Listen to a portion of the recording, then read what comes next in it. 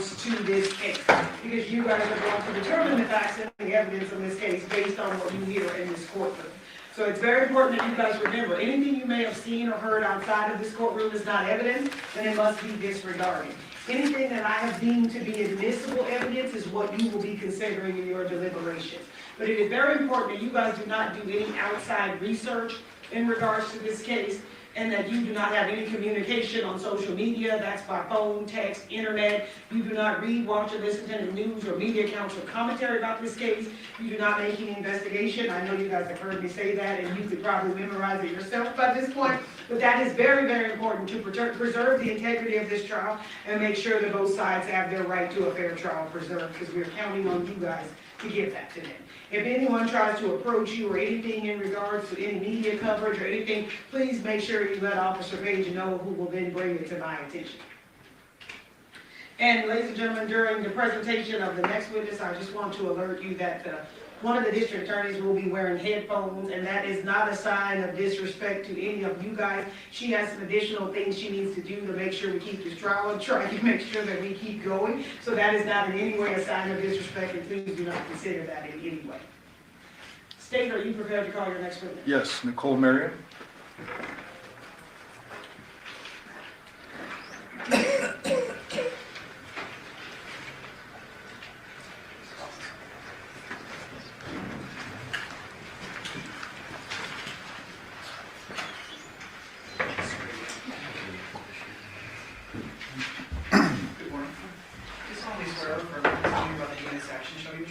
Truth, nothing but the truth, so help you God. I do. Yes. Thank you. If you please state your full name and then spell it for the record. Nicole Merriam, Nicole Merriam.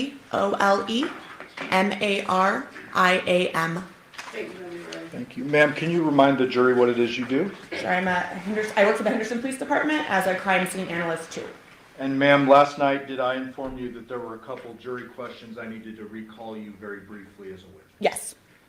I want to first ask you about these samurai swords. There was a little confusion with Detective Ozawa. I believe he didn't know what went on with them. Okay. Can you tell us what you did with those samurai swords?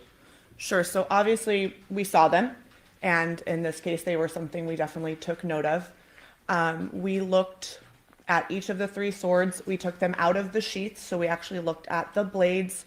There was no damage. There was no dents in the blades. The blades weren't bent. We saw no signs of apparent blood on the blade or on the handle or on the sheaths.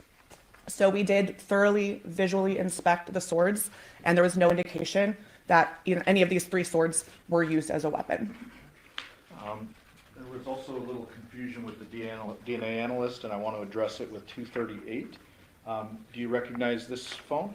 Yes, that's the cell phone that Detective Carrie Skinner had. And 236, we got a little glare going, but fair to say there's a crack across the screen. Yes. And then with your mouse, do not click, but you can toggle over where you saw the apparent blood. Okay.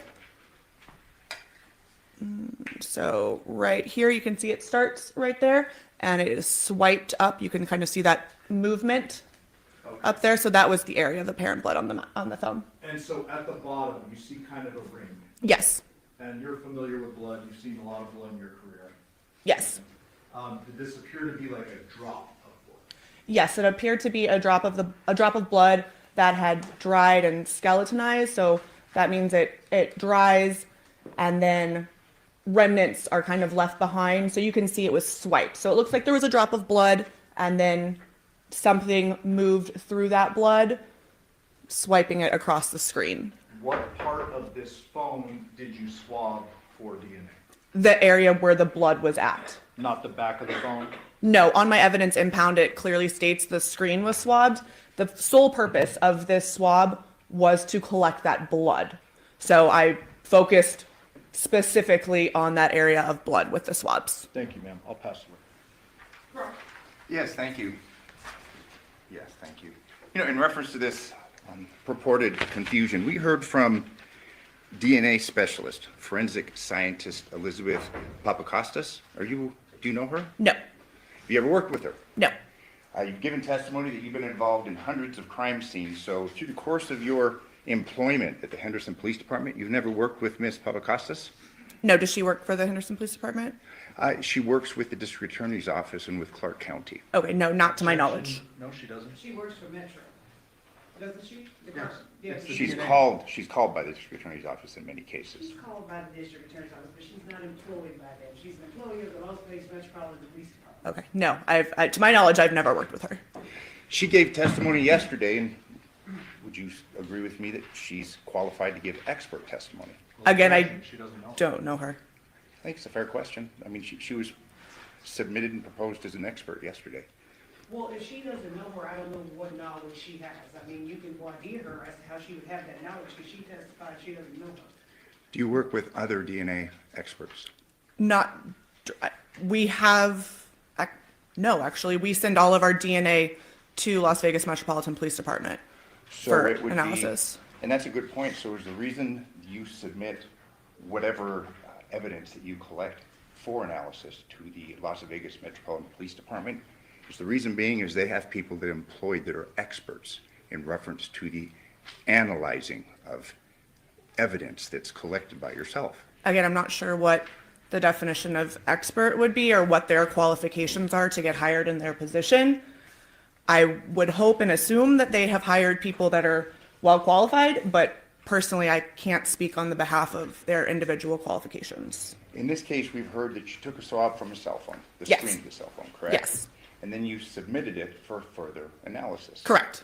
And you submitted it for further analysis to the Las Vegas Metropolitan Police Department, correct? Yes, I booked it, and then I believe a detective or my supervisor is the one that filled out the form to request it be analyzed. But I did swab it and book it so that it could be later analyzed.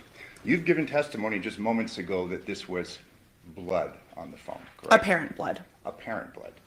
And if I told you that Ms. Papakostas testified yesterday that she could not confirm it was blood, do you have any reason to disagree with me?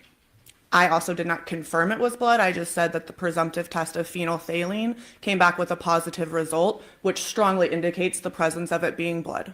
What's the percentage? I'm not sure. Are you aware of the existence of false positives? Yes, Are you aware what may cause a false positive? not specifically. So again, open question, correct? You can't give expert testimony concerning that was blood on the screen of this cell phone. Right, I correct? never said I did. I said it was apparent blood due to my training experience. It appeared to be blood. That coupled with the positive phenolphthalein test indicates strongly that it is blood. But when you say strongly, you can't quantify that, can you? Correct. So again, we should leave that to the experts as to whether or not they confirm that it's blood. Which is why I always refer to it as apparent blood, because apparently it was blood. In reference to the swabs, there was 2 that you took? I took 3. 1 was used to do the presumptive test. 2 were actually booked in as evidence. Okay. And again, you're not aware of what the results were as you sit here today. Not the confirmatory results. The presumptives that I did personally, I'm aware of those results, but not what the results were passed after I booked them. Fair to say that there's a presumption, but then you send it to Metro for a confirmation. Right. In reference to the swords, you testified last week and you're testifying today that you saw the swords, correct? Correct. You acknowledge their existence. Correct. You had testified that you looked at the swords and didn't see anything, correct? Correct. However, you did not swap the swords. Correct. And you did not impound those swords for future evaluations, analysis, correct? Correct. So those swords were not submitted to Metro to confirm the absence of blood, correct? Correct. They were not submitted to Metro to confirm the absence of any other items of evidentiary value, like DNA, correct? Correct. Fair to say that you can't see DNA. Correct. Obviously, you are aware that the phone was submitted for a DNA analysis? I'm aware that the swab that I took was submitted to be analyzed. Okay. And we've heard testimony concerning that from the expert, Ms. Papakostas. But again, no swabs were submitted for the evaluation in the Las Vegas Metropolitan Police Department's crime lab, correct? Of the swords, no. Thank you. I have no further questions. Are you able to see fingerprints on metal surfaces at times? Yes, occasionally. And did you inspect every inch of these 3 separate blades to look for potential blood and fingerprints? swords? Yes, we thoroughly looked at the blades and the handles of the swords to see if I could see anything. So it wasn't just fingerprints, wasn't just blood. I was looking at these swords in their entirety And to had- see if I noticed anything. Had you seen anything, those would have been impounded. Yes, Pass away. Any follow-ups, Trustee?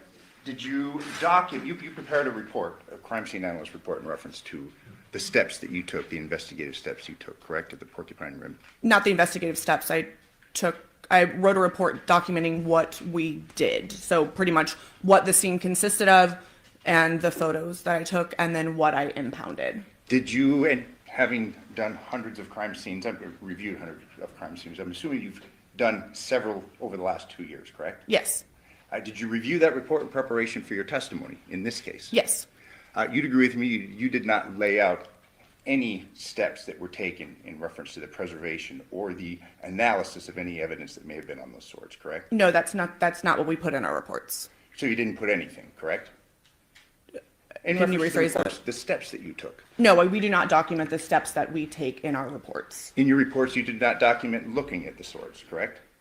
No, You didn't document, I think, saying, looking over every inch of the swords for fingerprints, correct? no, You didn't document any of that. no, I have no further questions. Any follow-ups? Well, you didn't document in writing, but you documented by photography, correct? correct. I took pictures of the swords. I don't document everything that I've looked at in an entire house. That would be, I wouldn't even begin to know how to document every single thing that I look at on a full house in every room, and so, no. So as an example, if you take photos of a crime scene and you're looking for a big item like a head, I would presume that pursuant to that search warrant, you're opening every container, looking through every trash can and all that. Yes, We don't necessarily see photography of the trash can dumped out on the ground, but you testify under oath, this is what I observed and saw, and you have expectations through your agency, correct? right, and I didn't write that I didn't find a head, so it's the same token. Got it, thank you. Yes. In reference to your preservation of whatever evidence you say you saw or didn't see, that's it. We don't have any photographs of the blades of the swords, do we? Correct, because they weren't really an evidence that we took note of once we saw it. Had there been anything of note, we would have taken pictures of it. You didn't book these for further analysis. You already testified to that, Correct. And for the record, Mr. Gillespie, what exhibit is that? It states Exhibit 659. You did document a white table in the garage of the Porcupine residence, correct? I don't recall specifically focusing on a white table. So there are things that you may have done or not done and you can't recall as you sit here. I take overall pictures of the rooms in the house, so I take pictures normally from at least 4 angles, all 4 corners of the rooms looking at it. So just because there is a picture of a white table doesn't mean I necessarily focus in on it. Maybe there was something on top of it, or a lot of times I'll take pictures of things on tables or nightstands because I don't necessarily know what's in play or what we're going to find. So I'll take a picture of, say, a table or a nightstand, and then the detectives do their search. And so then if they say, oh, I found this item of evidence on this table. A peace plan for Gaza. For the plan to advance, Hamas must disarm. Instead, Tonight, terrifying images emerging from Gaza. Videos show Hamas-linked gunmen carrying out a public execution as they return to the streets. Correct, yes. Correct. And then I ask you about this table, and you don't really have a recollection of what you did or what you didn't do in reference to the white table in the garage. I don't specifically remember doing anything with a white table. If it's in a picture, it's because it was there and I took a picture of the garage.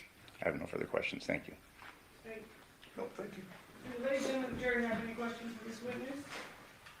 Okay, seeing no response, ma'am, you are excused. Thank you. Very much for your testimony here today. State, you may call your next witness. Clinton Campbell?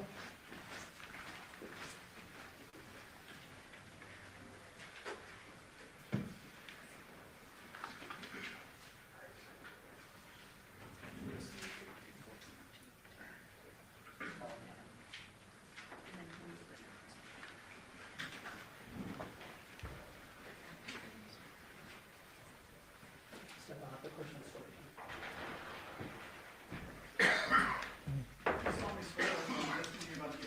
tell you the truth, the whole truth, and nothing but the truth, so help you God? I do. Yes. And officer, please state your full name and then spell it for the record. My name is Clinton Campbell, Clinton Campbell. What do you do for a living, sir? I'm a detective with the Henderson Police Department. I work as a digital forensics examiner in the lab. What does a digital forensics examiner do? Conducts digital forensics on electronic devices. And can you explain generally the process by which you do that? Yes. Most of the devices we encounter are cell phones, and we'll get a cell phone from an investigator or a scene, and then take that cell phone to our lab to conduct an examination on it. Okay. Have you received specialized education and training in order to do what you do? Yes, I have. And can you describe that briefly for the jury? Yes. I attended courses at the National Computer Forensics Institute, which is put on by the Secret Service. It's a facility in Alabama where they train in digital forensics. With that training, I received certification through Celebrite as a certified operator and a certified physical analyst. I also received a certification with Magnet Forensics as a certified examiner, and I'm also a certified examiner with NW3C, which is the National White Collar Crime Center. Okay. So the jury understands you and other detectives divide up duties when it comes to a large investigation such as this. Is that right? Typically, yes. In this particular case, Detective Luke Good kind of focused in on the CDR or call detail record mapping stuff. Is Yes. that correct? Yep. Detective Spangler handled the Burla mapping, correct? Yes. And what was your main role in this investigation? I conducted examinations on the cellular devices. And so I want to ask you generally, when you receive items of evidence, do you document that? Yes, And you essentially create your own report, correct. and then that report ends up getting copy and pasted or whatever into like a main officer's report. Yes. And in this particular case, how many devices did you receive for examination? I don't recall. I'd have to see. With my looking at the report. main report, refresh your recollection? Yes. Page 7. Doesn't have page numbers on it, but I counted them last time. May I approach? Yes. So starting down here, you see your name there? Yes. You need your readers? Yes. Thank you. Yes. Does that refresh your recollection as to the totality of number of devices? And you can keep going if you need to.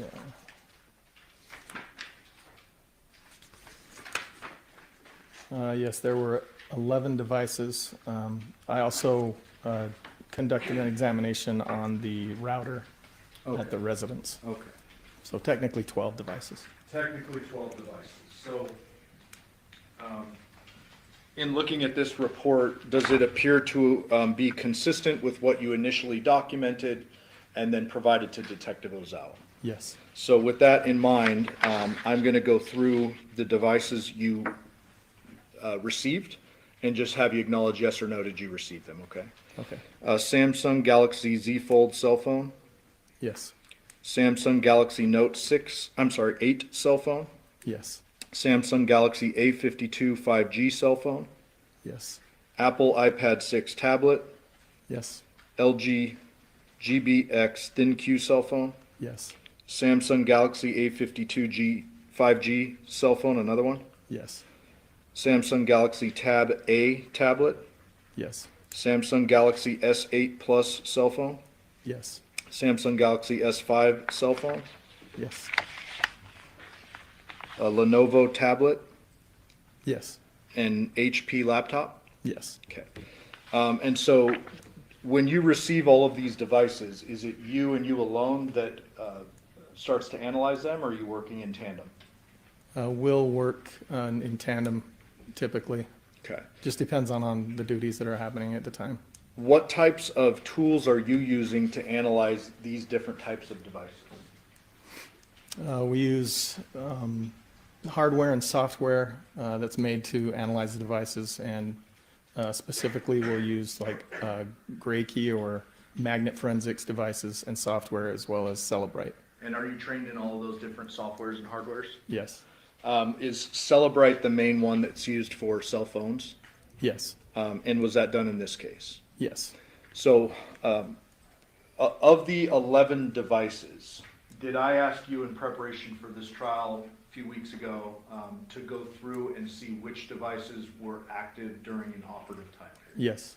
And did you then narrow the devices down to those that were active during August 6, 2023, around 9 or 10 p.m. up until about 9 a.m. on August 7th of 2023? Yes. And did you narrow that down to 3? I did.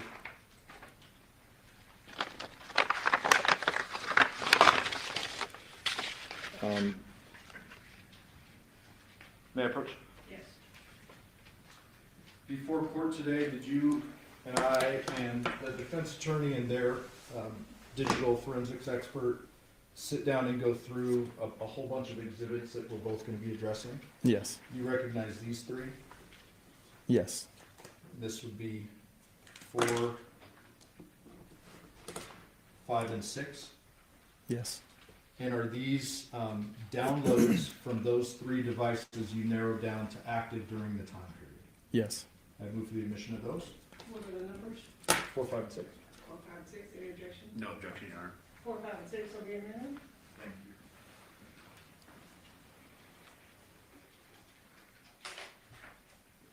Permission to publish? Commissioner Burns.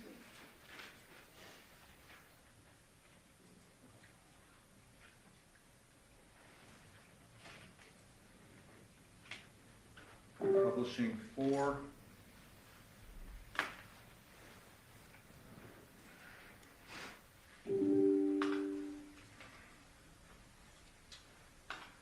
So in Exhibit 4, we have item number 2, note 8, Johnathan timeline. Is that correct? Yes. When you add the title item number 2, is that 2 on that list of all the 11? Correct. Okay. And then it says note 8, what does that mean? That is the model of the device. And then it says Johnathan timeline.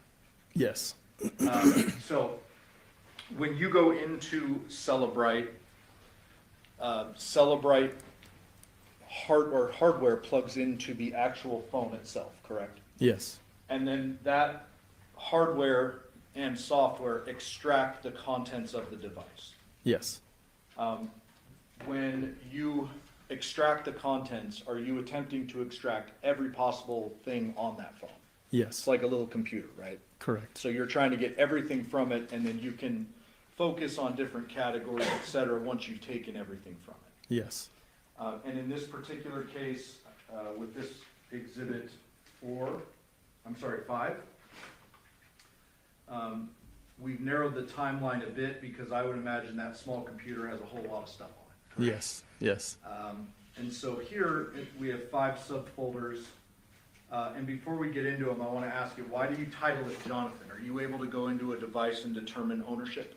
Yes. How do you do that? By looking at the data that comes from the device, typically there's an owner will assign a name to it or an email, and we'll use that information. Okay, and so you confirm this was the Johnathan device, correct? Yes. So 5 separate folders. I'm going to start with call log. And I open that up just for the jury, since they're going to have this in the back. What does this PDF mean to these folders up here? So the folders that are included with the PDF are dependencies or folders that are needed to open hyperlinks that are in the PDF. So if there's a photo or some other link that you need to open, then in the PDF you can open it straight from the PDF, but it's in those folders. Okay. And so the PDF starts with on page 1, or it is 1 page, I apologize. Call logs, correct? Yes. And this shows, this first one in column 1, or I should say in row 1, says 8/7/23, 7:24:50 a.m. You see that? Yes. And it says UTC -7. Does that mean that this exhibit is already adjusted out of UTC time? Correct. So this should be our Pacific Daylight Time, accurate time on the date in question. Yes. And it shows some missed calls here.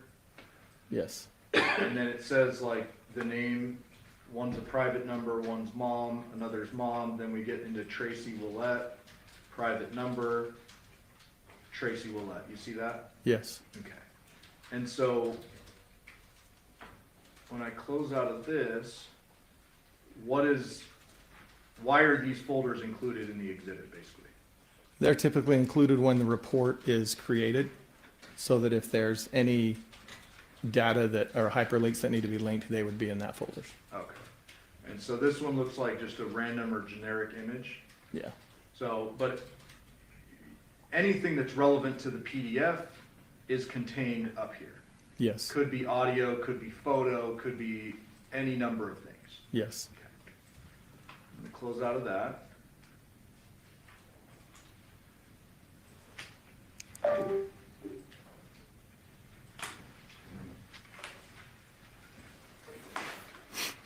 Move on to Exhibit 6.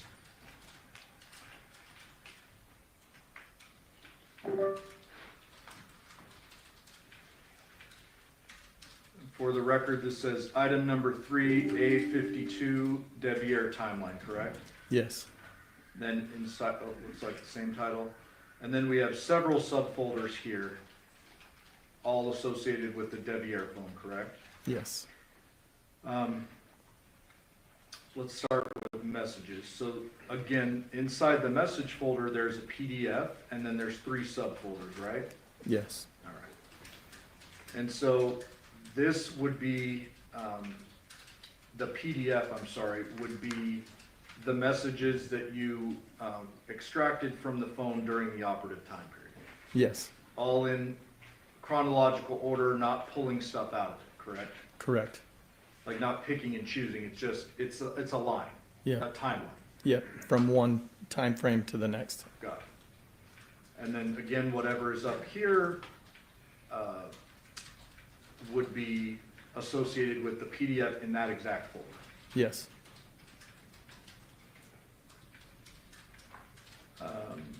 You have web history, UFDR locations, searches, messages, locations, images, call log, and audio, correct? Yes. When it comes to, if the jury sees these folders that say locations or UFDR locations, explain to them, is that something that you rely upon to determine the phone's location or not? Not necessarily.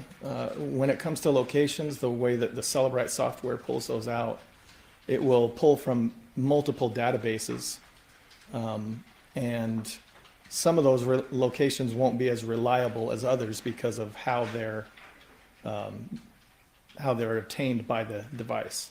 For instance, if you have locations that have to do with navigation, those are going to be more accurate than ones that have to do with like a weather app or something like that.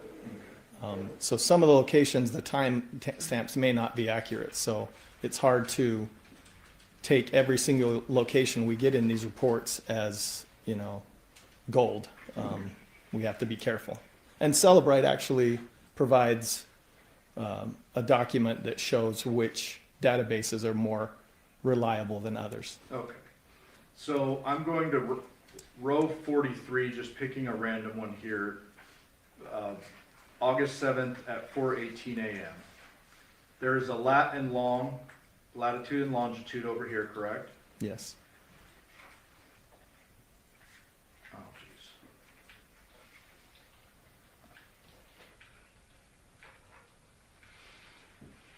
So I'm going to give access here. Because I'm on here. Okay.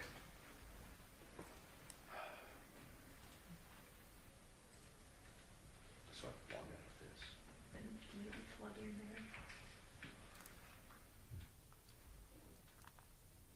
Okay. let's do it this way. In preparation for this case, I asked you if you were able to determine from this where this Devier device was throughout the night and into the morning of August 7th. You remember that? I do. And there are a bunch of GPSs, and we had a discussion about spot checking them and putting them into maps. Yes. Fair to say that there is not a single location in this phone away from the Porcupine Rim address during the operative time frame I've been discussing. The time frame being The- 10 p.m. to 9 a.m. Yes. And this is, yeah, that's correct. Yes. Devier device. Yes. So if you put in that lat long, it's going to show it at the Porcupine Rim. Yes. But what you're telling the jury is that that's not necessarily as reliable as you would like to rely on. Correct. So when it comes to location data, even though it shows them at Porcupine Rim all night, they need to be relying on the CDR cell towers for location. It's a second verification. Yes. Okay. And if the jury wants, they can just check these on a map, Yes, they could. Latin long. Yes.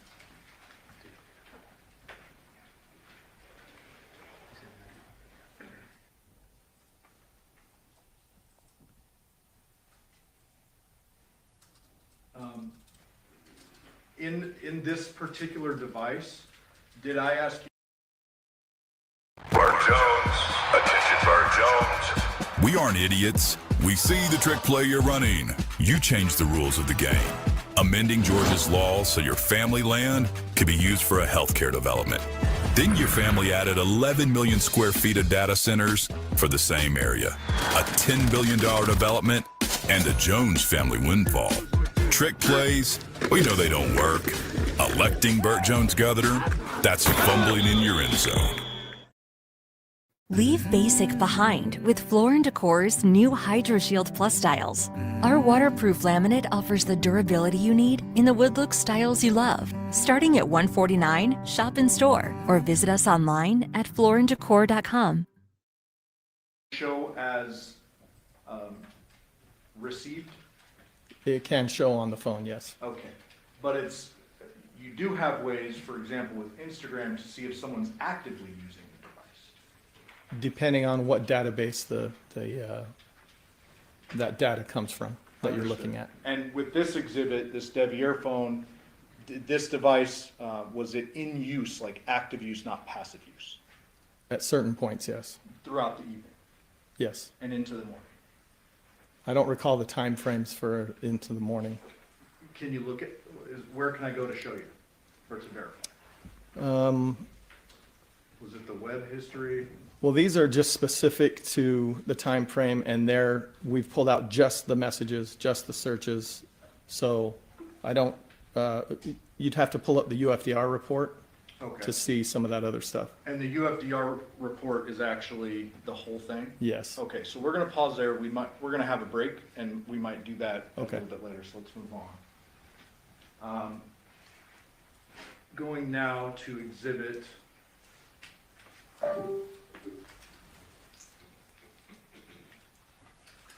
four.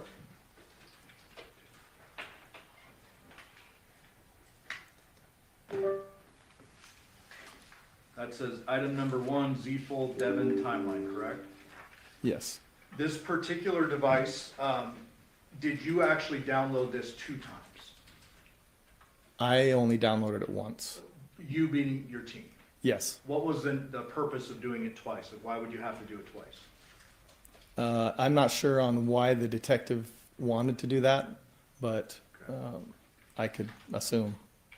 Okay, well, I don't want you to assume, but fair to say you're asked to check it once up until August 7th when the phone is seized, Yes. and then you're asked again to do it all the way up until August 16th or so? Yes. Okay. So within this folder,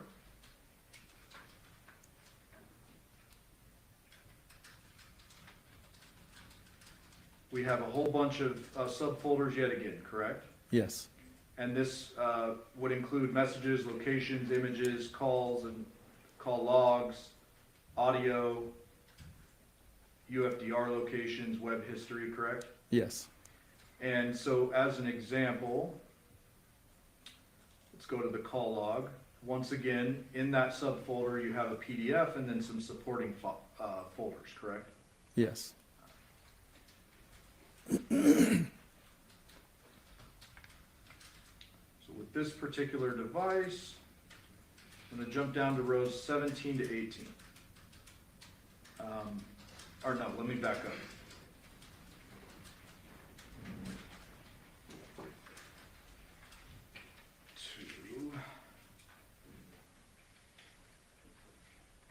So let's start with 10:58 p.m.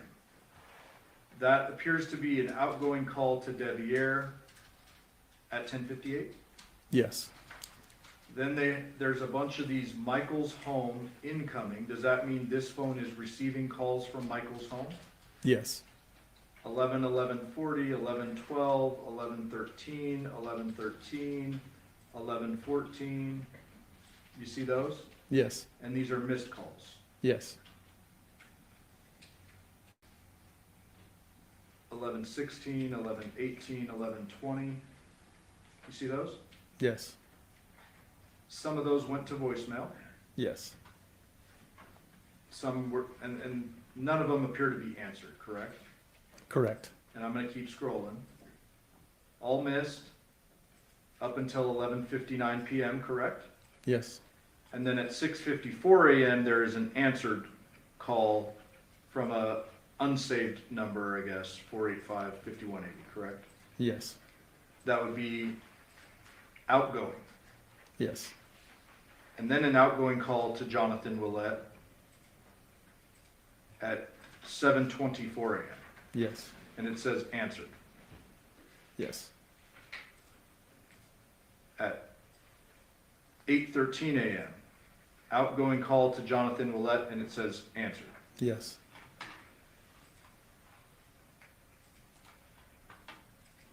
These are all the supporting files, correct? Yes. And that would be the same for any of these folders that the jury would like to open. Correct.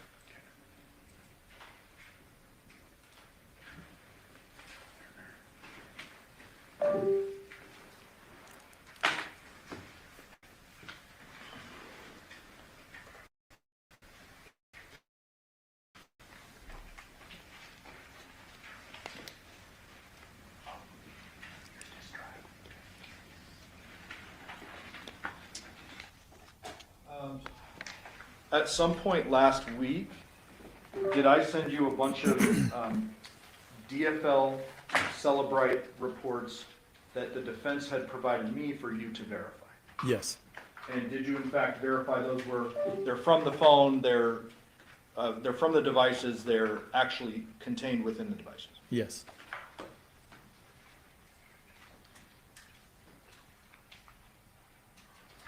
Mike, I'm gonna need your exhibits.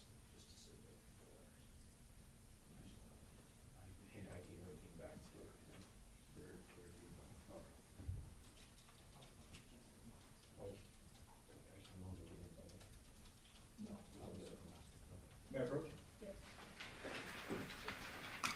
And just for the record, the things you reviewed started with defense A through Z2. And you and the defense attorney, myself, and their expert went back and verified these in the back room before trial. Yes. There are a couple of very specific items I asked you to look into. Is that right? Yes. There was a suggestion that there was a gun photo on Devyn's phone from August 7th. Do you remember that? Yes. And did I ask you to look into that and say, hey, you know, was Devyn looking at a gun photo on August 7th or creating one? You remember that? I do remember And that. did you create a separate report for that? Yes. Showing you 651.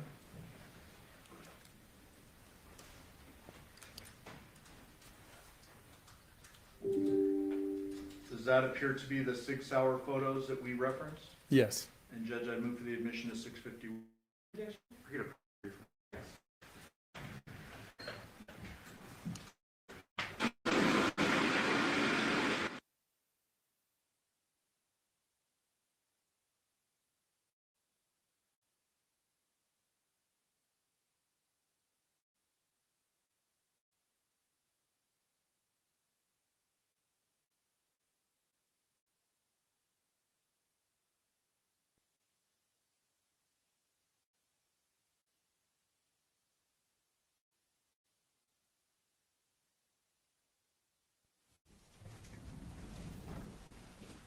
move the admission of 651.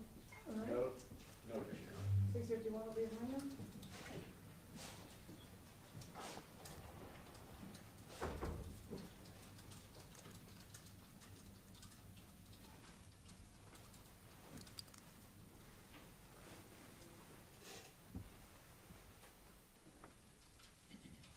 This isn't, well, it's not loading yet.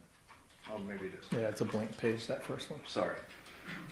This information on the third page, what is this telling the jury? It's basically the version of the software that we used and then the device information or the source extraction. Got it. And so these photos were what I asked you to look into? Yes.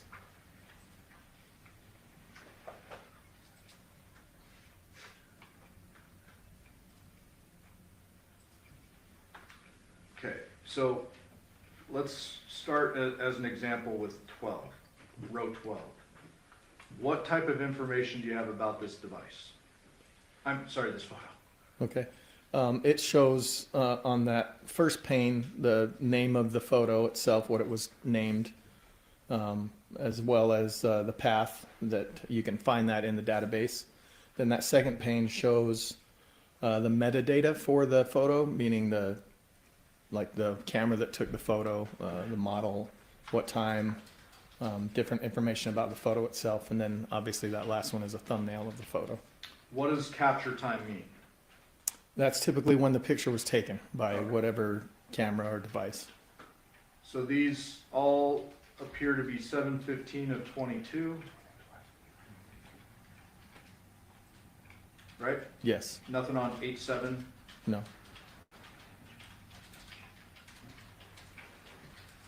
Show you another one.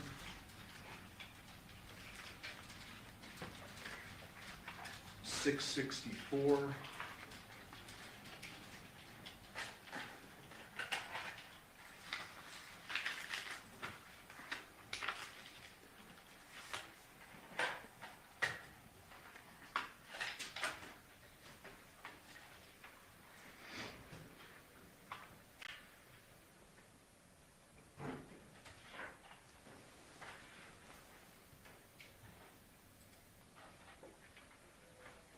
What are we looking at here? I did a reverse image search on one of the photos in question. What does that mean? It means you can take basically a image or a photo that you have, put it into Google. Google will look at that picture and tell you if it exists anywhere else on the internet, for instance. And this is with specific regard to a gun photo that I provided to you that was provided to me by the defense. Yes. I moved the admission of 664. Any objection to 664? No, Your Honor. 664 will be admitted. Thank you.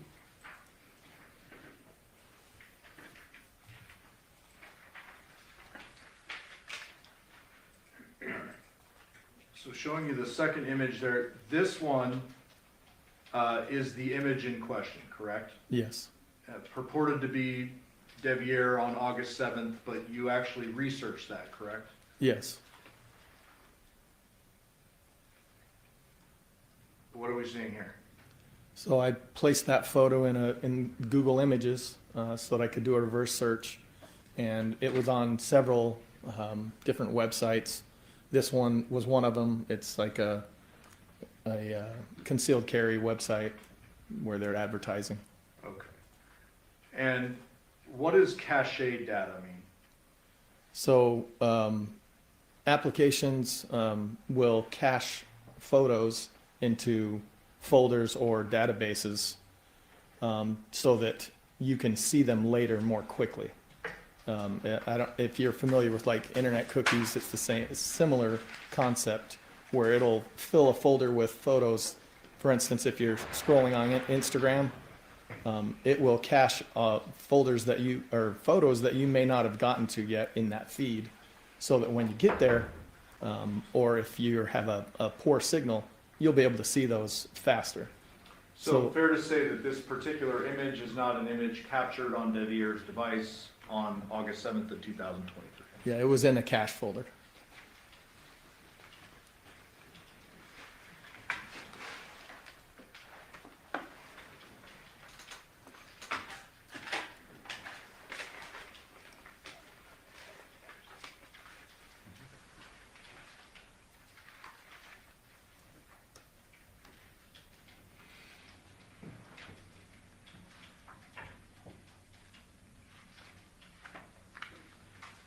May I approach?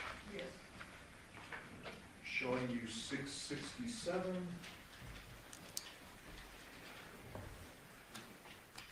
My kid would have a field day with that exhibit number. You recognize this? Yes.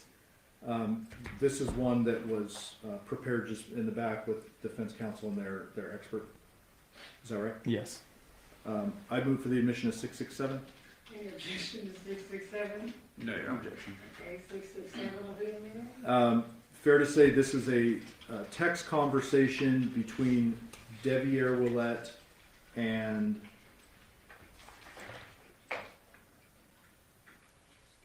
whom? Is this the one with Dad?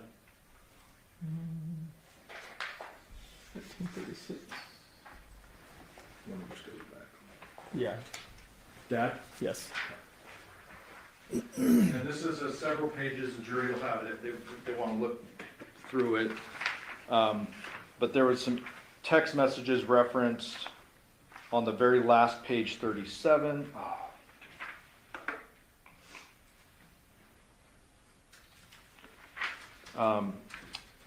Where apparently Dad is finding out Devyn is married to the defendant. Does that look about right? Yes. And then there's a last text between them was July 2nd of 23, and it's to Devyn, Dad saying, hey. Yes.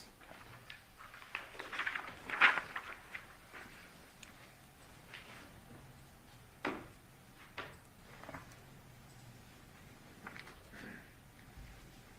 you want that? We moved the admission of 608. It's just the head. I don't know why it's so. Any objection to 608? No, Your Honor. 608 will be a minute. May I approach? Yes. Showing you 614. Recognize that? Yes. And is that an image from the defendant's phone? Yes. The Devyn phone? Yes. Move for the admission of 614. Any objection to 614? No, Your Honor. 614 will be a minute. That's just one of many family type photos. Yes.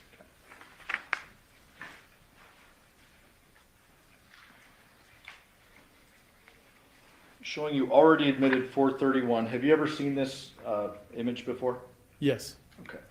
This was suggested to be an injury. Did you look into this phone and do some research on whether or not that was an old healed injury? Yes. May I approach?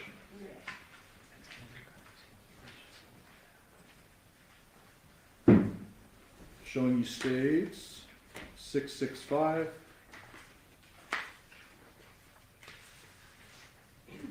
You recognize that? Yes. What does that appear to be? Photos of a hand injury. Okay.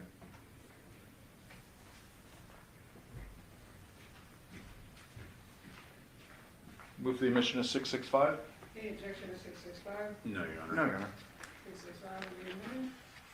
And just for the record, I'm putting back up 431. That was the right hand first two knuckles, the pointer finger and the middle finger, correct? Yes. Give yourself a promotion with Kennesaw State University's Executive MBA program. Master AI, leadership, digital transformation, and more. Give yourself a promotion with an EMBA. Start your career transformation now.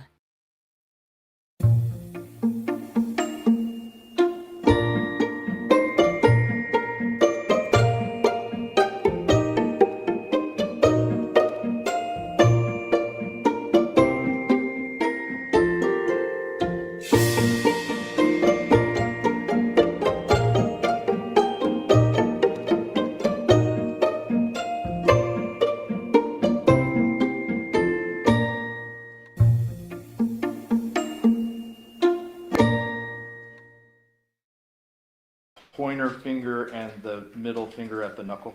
Yes.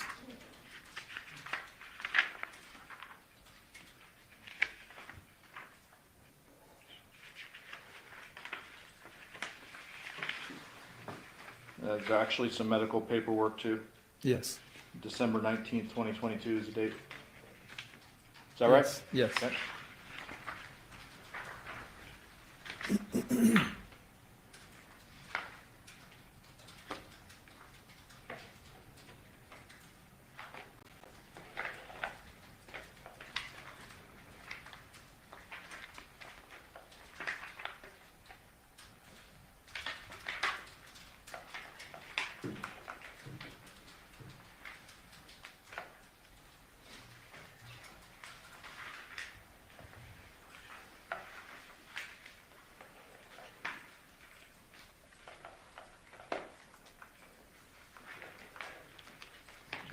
Your exhibit U. I gave him the exhibits.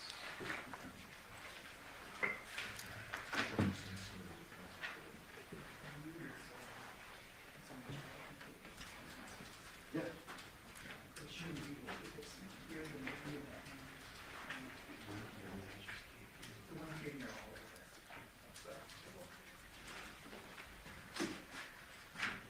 What do you mean? And U was not included in that stack, so it should still be in the back.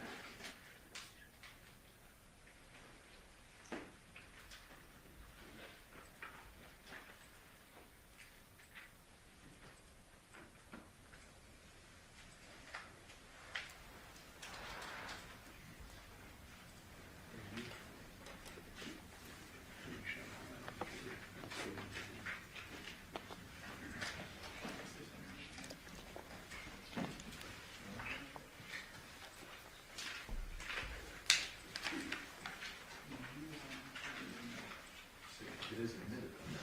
No, U was not included. So would it be you're not admitted?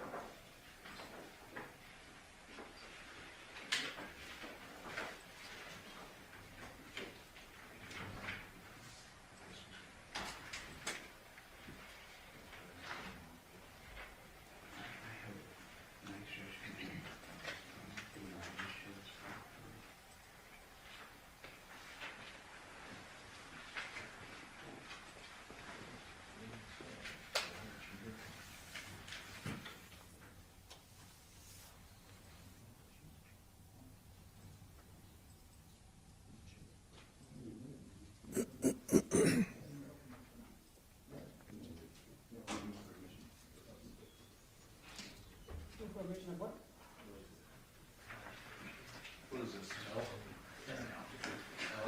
L? It's true you. No, Jim.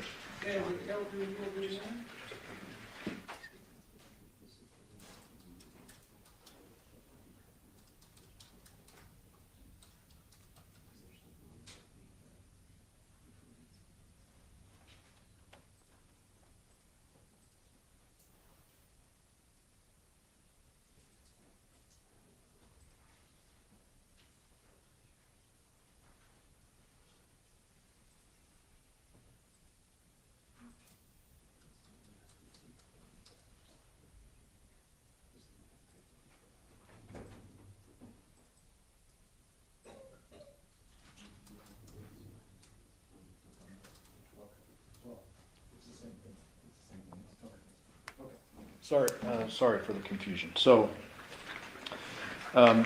defense L through U is a conversation that I think the jury has seen part of this, liar, cheater, liar, cheater. Yes. Who is this conversation between? This is between Devyn and Devere. And then there's a bunch of stuff, on and on, relationship stuff. And it ends at U, it says clearly not cheating. Yes. What's the date and time on that? I can't see it, Let sorry. me zoom. 8/5/23 at 5 a.m. Okay. That's not the last text in that chain, correct? No.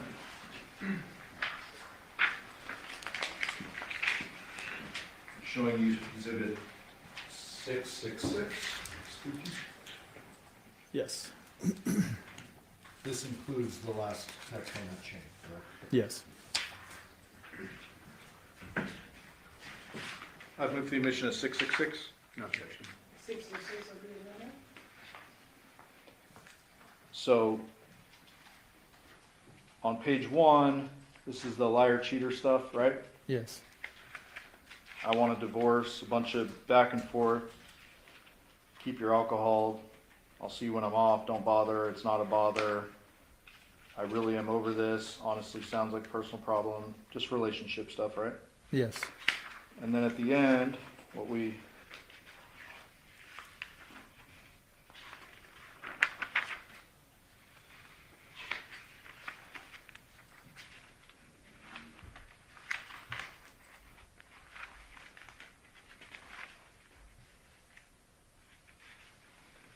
see is that conversation goes on. Some cheating accusations and stuff, right? Yes. And I want to focus in on this last one.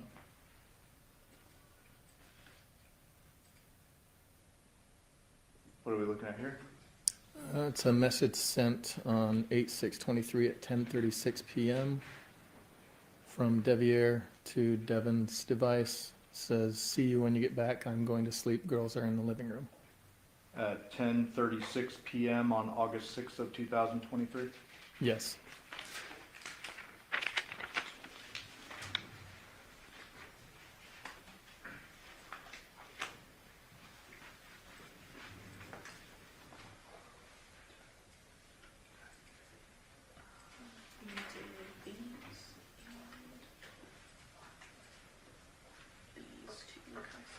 Okay. Thank you, Judge. I will pass the witness. You're going to move your approach real quickly.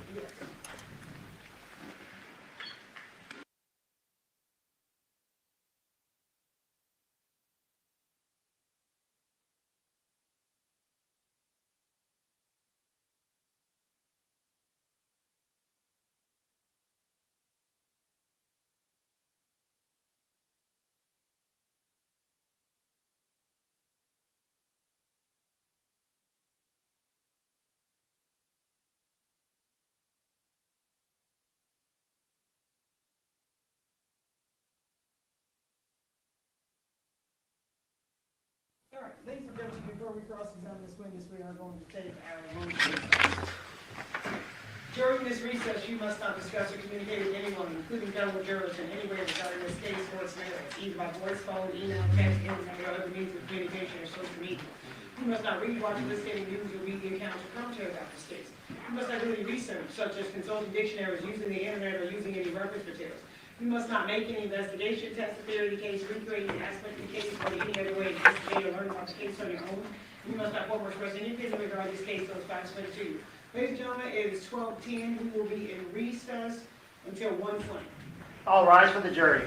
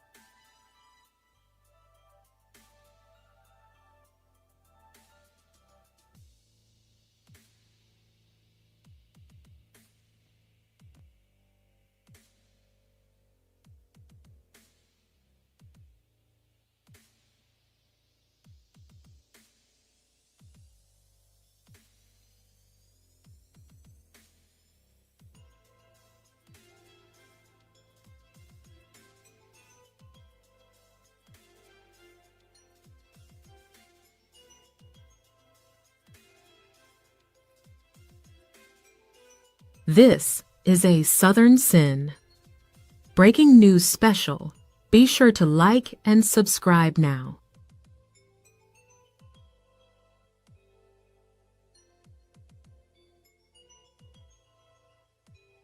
They told you these stories didn't exist. We're here to prove they do. Real footage, real crimes. No filter. For more true crime from the South, be sure to like and subscribe to our channel at Southern Sin. You can also support more episodes by becoming a member of the Southern Sin channel, where you'll get early, exclusive access to crimes that mainstream media won't show you. Tune in for all new episodes every True Crime Tuesday at 9 p.m.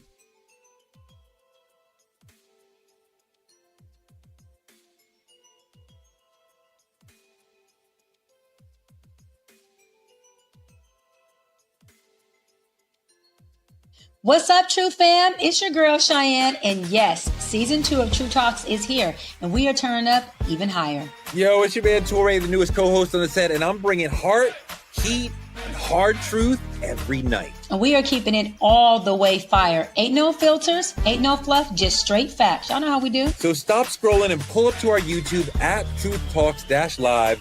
Like, subscribe, and smash that bell. And after you do that, join us because we go live weeknights at 8 p.m. Eastern on all the coasts. Wherever you are, from culture to controversy, we say what everyone else is scared to say. We talk truth. Season 2 of Truth Talks. Let's go. Because this time, we ain't asking. We're taking the mic.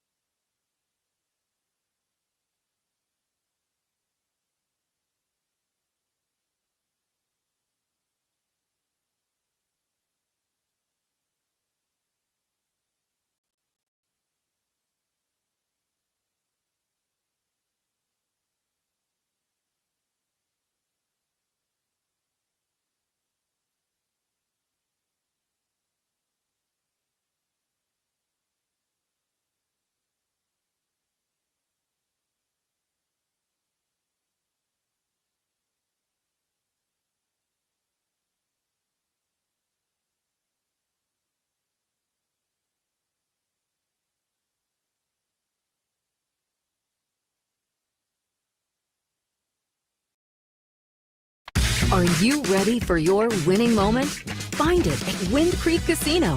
Hottest games, loosest spins, more ways to win. Wind Creek Casino. Find your winning moment.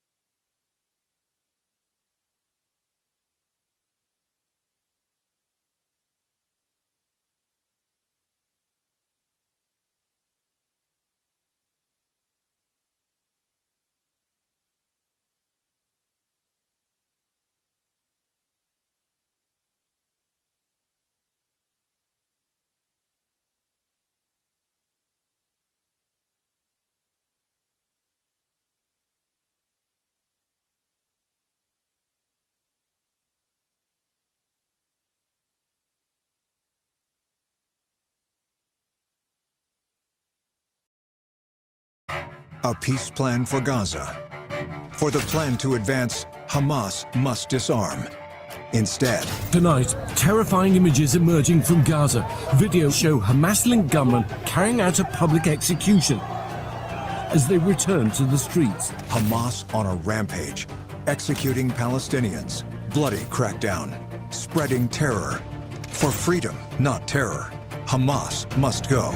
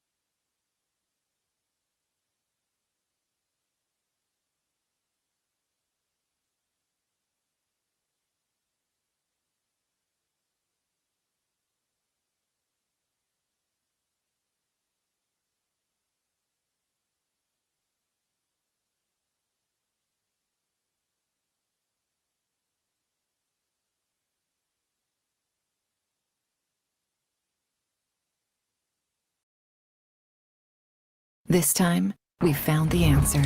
When creativity and AI merge, every gap is gracefully bridged.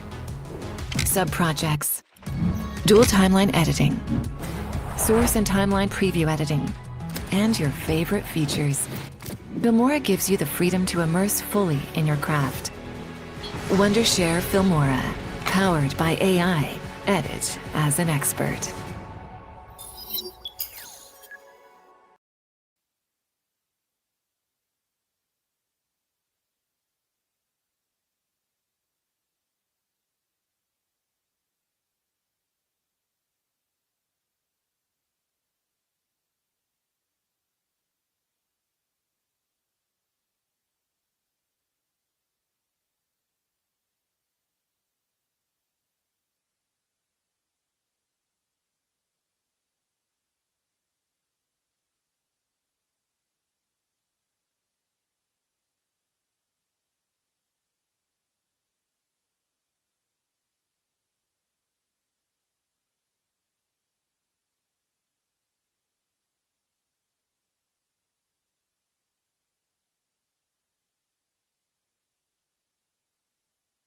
What's up, True Fam? It's your girl, Cheyenne. And yes, season 2 of True Talks is here, and we are turning up even higher. Yo, it's your man Torre, the newest co-host on the set, and I'm bringing heart, heat, and hard truth every night. And we are keeping it all the way fire. Ain't no filters, ain't no fluff, just straight facts. Y'all know how we do. So stop scrolling and pull up to our YouTube at Truth Talks-Live. Like, subscribe, and smash that bell. And after you do that, join us because we go live weeknights at 8 p.m. Eastern on all the coasts, wherever you are. From culture to controversy, we say what everyone else is scared to say. We talk truth. Season 2 of Truth Talks. Let's go. Because this time, we ain't asking. We're taking the mic.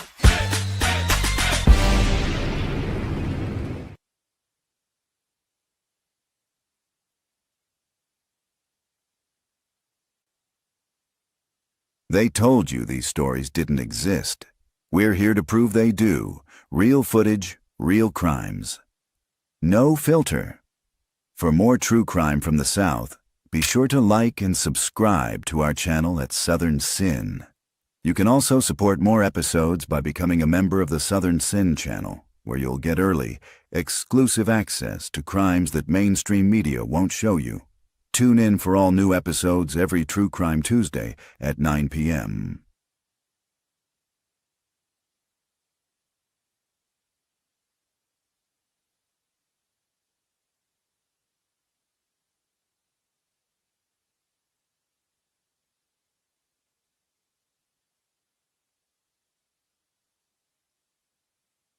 Let's go. Truth Talks is the fastest growing show about pop culture, and now we're exclusively on our own channel. Go ahead, say it, man. Attention! We're back. We gotta stop letting this slide. Bigger and stronger than ever. I mean, I just have questions. Season 2 is reloading May 26th at 8 p.m. Eastern Time. What's up? With new hosts. Let me tell you what damn time it is. And big celebrity surprises. Kiss my behind. It's Oprah Winfrey. Subscribe today at Truth Talks Live. Give black people what they need, and we'll show them for you. And don't miss out on all the upcoming viral moments. Simulcasting weeknights at 8 p.m. on Roland Martin Unfiltered and Black Star Network and Truth Talks Live. I'll see you there.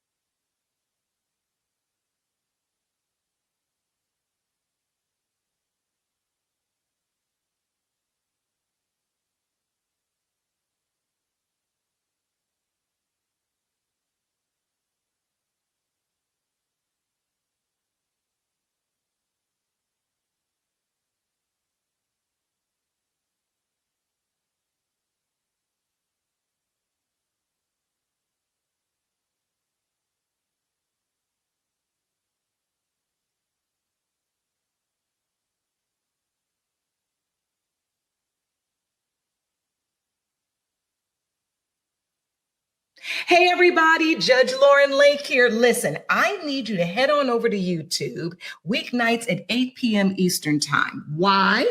Because your favorite judge, I'm one of the new co-hosts of Truth Talks Season 2. And guess what? We're live every night at 8 p.m. Eastern Time on YouTube, only at Truth Talks Live. I'll see you there.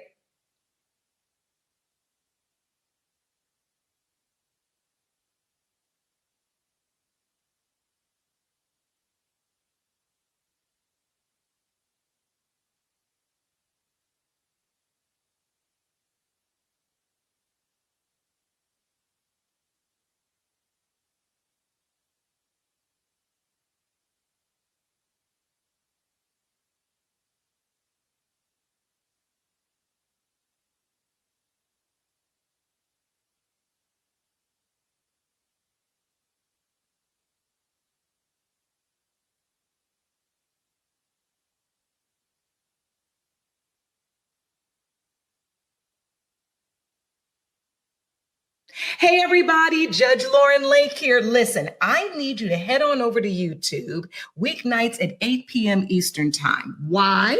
Because your favorite judge, I'm one of the new co-hosts of Truth Talks Season 2. And guess what? We're live every night at 8 p.m. Eastern Time on YouTube, only at Truth Talks Live. I'll see you there.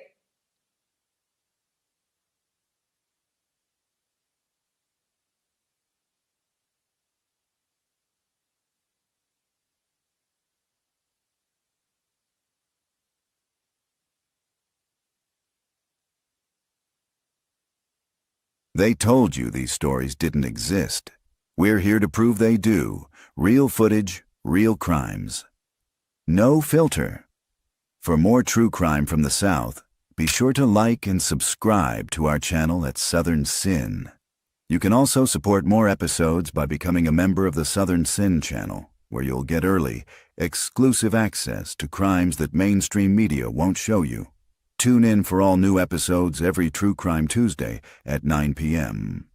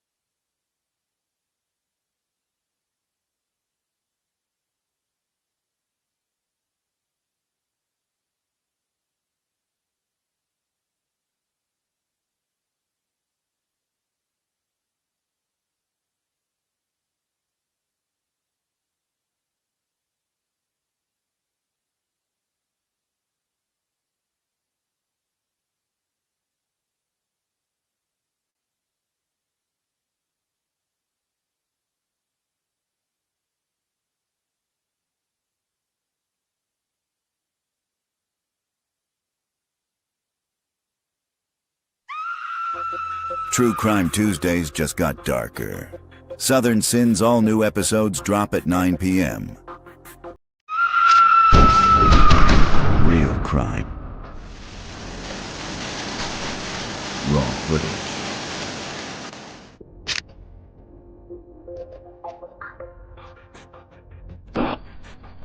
Interrogations you were never meant to see.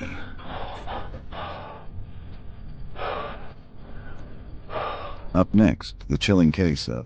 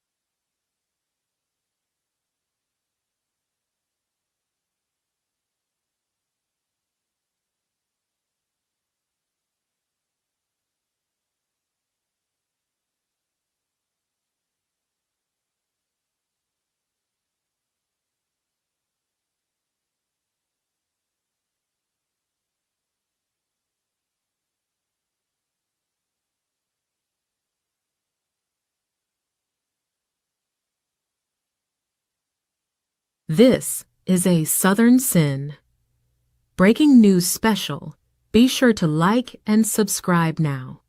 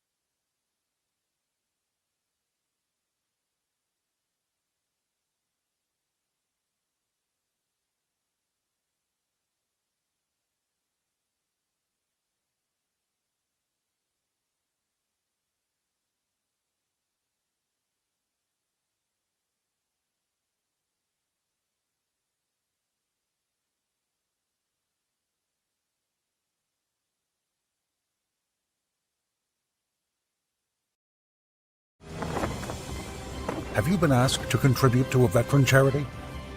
Go to charitiesforvets.org to find out who spends your money responsibly. That's charitiesforvets.org.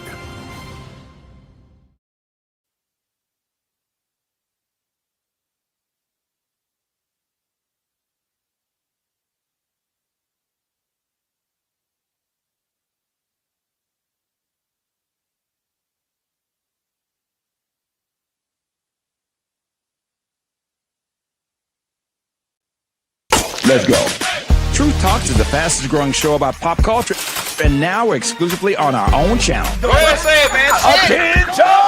We're back. We gotta stop letting this slide. Bigger and stronger than ever. I mean, I just have questions. Season 2 is reloading May 26th at 8 p.m. Eastern Time. What's up?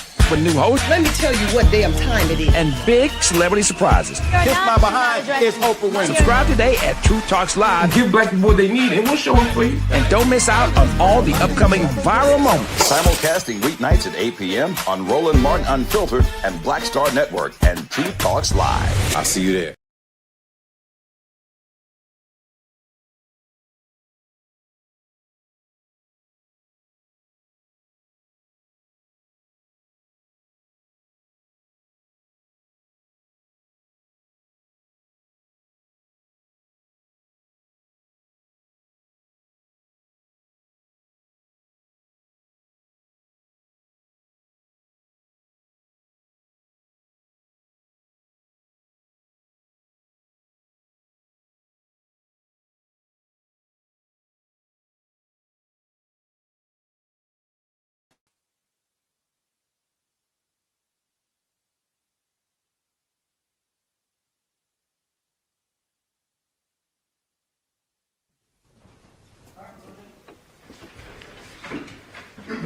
All rise for the jury.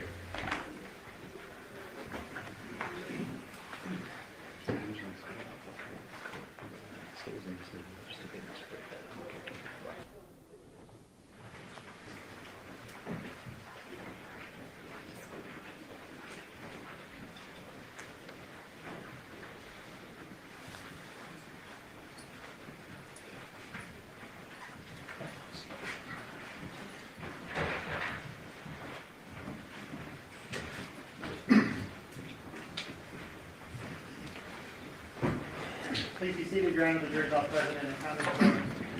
We are back on the record in C-377-239, City of Devyn Michaels. May the record reflect that Ms. Michaels is present, the attorney, deputy district attorneys on behalf of the state, you both parties to the presence of our jury. Yes, Your Honor. Yes, Your Honor. And ladies and gentlemen, of the jury, I do apologize for the delay, but as I told you in the preliminary instructions, if we have to delay, it's only because we're trying to make things smoother for you guys on the back end. So I apologize you have to wait now, but hopefully that alleviates you having to wait on the back end. But if you guys are in any way frustrated about your wait times, please hold that against me and not against either of the parties. But I do apologize on behalf of the court for the delay in bringing you guys back from lunch. Mr. Horvath, are you prepared for your cross-examination? Yes, Your Honor. Okay, and Ted, can I just remind you that you are still under oath? Yes, Your Honor. Okay. Whenever you're ready. Good afternoon, Detective Campbell. I'm going to start with just a few things that were touched on your direct from the state.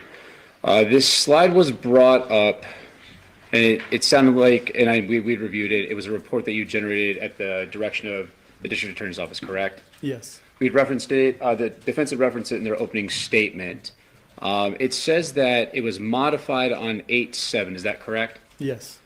I don't think the state was trying to mislead you, but what was testified to, what was brought up about this is that it was accessed or looked at that day. Is that what that time says? Not necessarily. Accessed by the device, yes. Okay.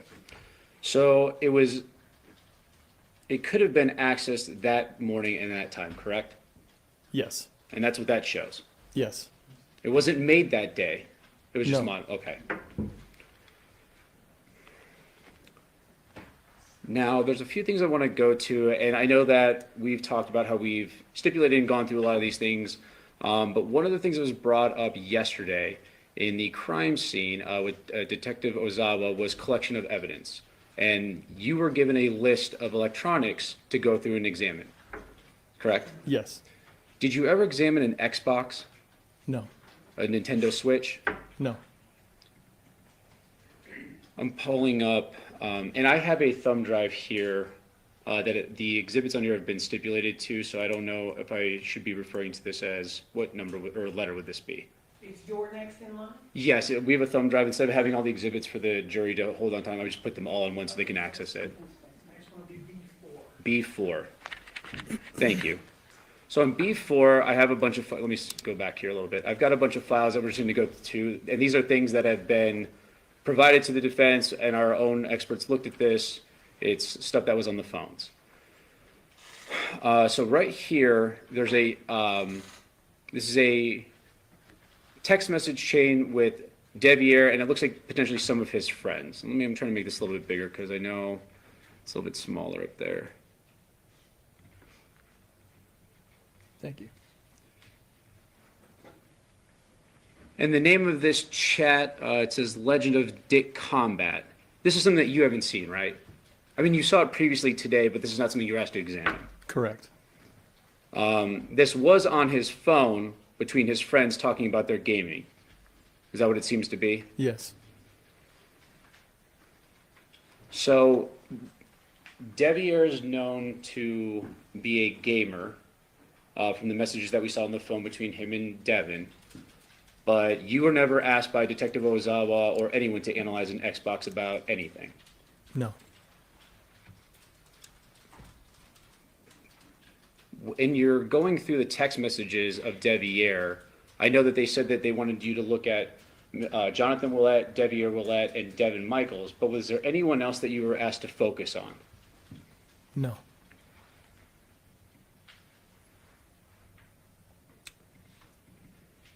And just kind of along the same lines of the Xbox, do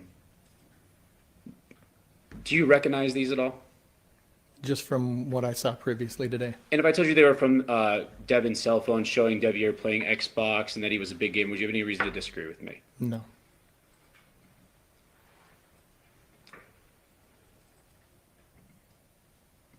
And there's even more messages that we got from Miss Michaels' phone from the Celebrite extraction, talking about the video gaming. Because obviously it seems like he was a big gamer from reviewing all these messages, correct? Yes. Now, in going through the text messages, were you asked to look at the conversations between Devyn and Johnathan? Yes.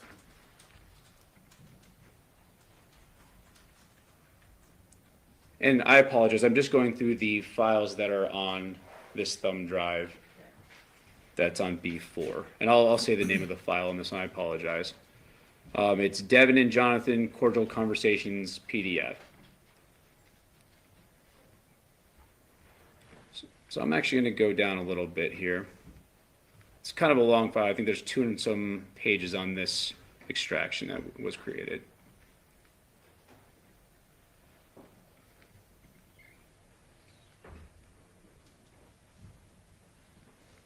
Now, who would this, from what you're seeing, who would this be to? Can you tell which parties are which? Just by the phone number, a lot of times the names or whatever they put in the phone.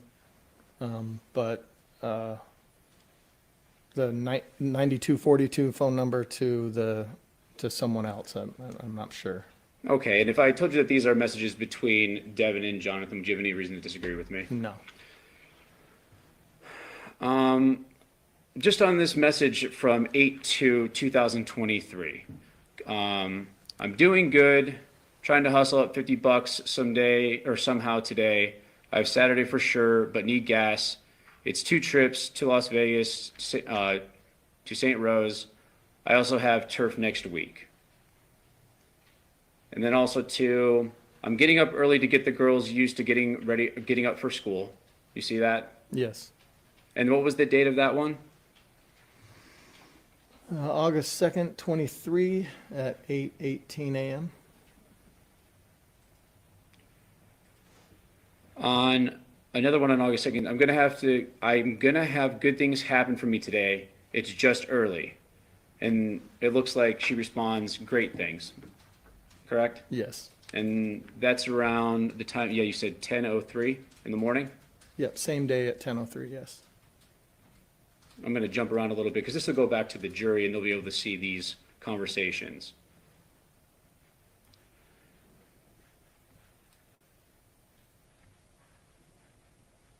So on 10/2, later on that day, that evening, it looks like a list on ribs, crab legs. It looks like maybe like a dinner list or food that they're getting. Yes. And then they ask what kind of drinks, and they're talking about getting Coca-Cola is what it looks like, some kind of sodas. Yes. No kind of crazy fighting text from just your observation of these text messages, right? Not in these that I've seen. No.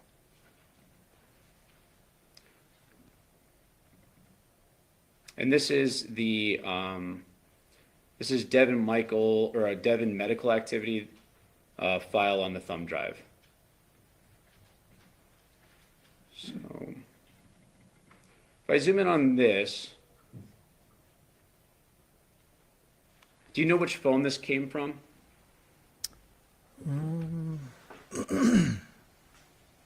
I don't see it in here. It says it's an SD card backup. I believe that was from Devyn's phone. Okay. And on this kind of, I zoomed in a little bit. I forget that those ones are a little, looks like a picture of Miss Michaels in the hospital. Yes. Looks like some medical records of her going to the hospital. Yes. I'm going to zoom out here a little bit. There's just a few more.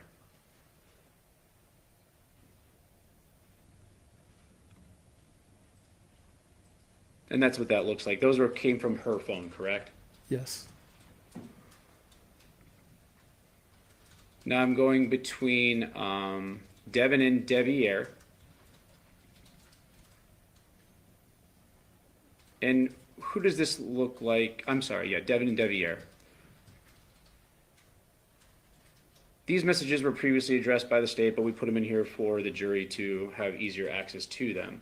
But do you know what number that came from, that top one? Liar, cheater, liar, cheater? It doesn't look like it shows here.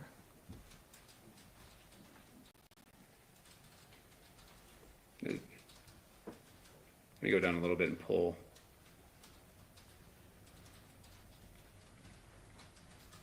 See if I get the extraction one. There you go. Does it say there? Yes. And that's Devier's Devier's phone, yes. I'm sorry, counsel, can we just clarify who sent it? That was Devyn to Devier.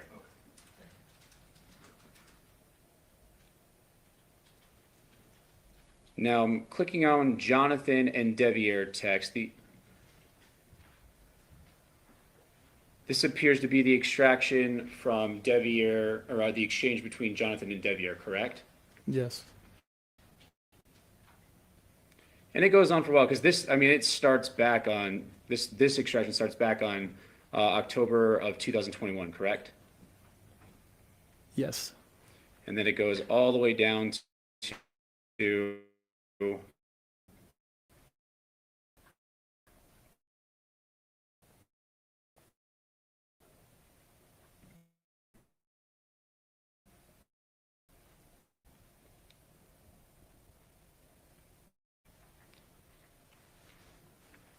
the last file on this is the messages between Johnathan and Yoko. Is that what those numbers look like up there in this exchange? I'm sorry, I know I'm kind of moving it fast. Between Johnathan and who? Yoko. Yeah. I'm sorry, yes.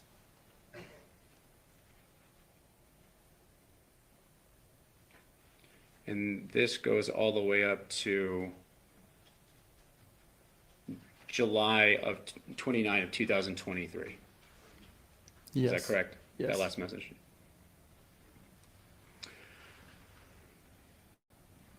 All right.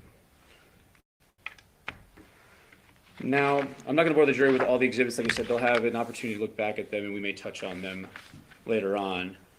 But what I'd like to do is, in your investigation, you weren't at the crime scene, were you? I was. Okay, and then was it you that takes inventory of what to grab, or does someone tell you? That time someone told me. Okay, that time meaning when you were out there or when they came to your office and said, hey, go through all of these? Meaning since that time, we've gone to scenes to collect devices ourselves. Okay. And have input on what gets collected. So when you show up to the scene, do you have an idea of what's going on, or do they just say some devices need to be looked at or collected and you're going to take them back and look at them? So in this particular instance, I was called just to go and do a router interrogation. So I had no input or had no idea what other devices were there. Were you given any details of the incident before arriving?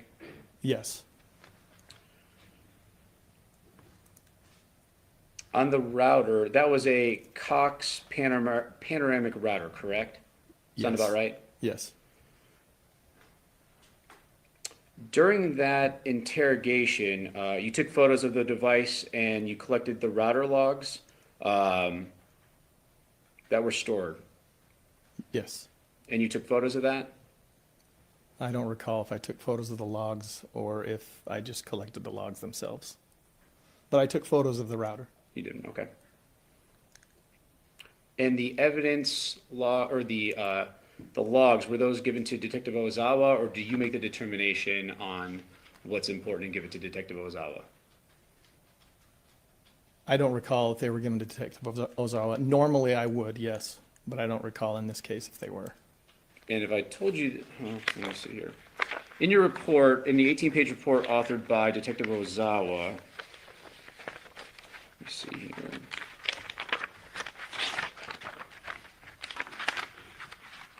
I'll give you a page number here in a second.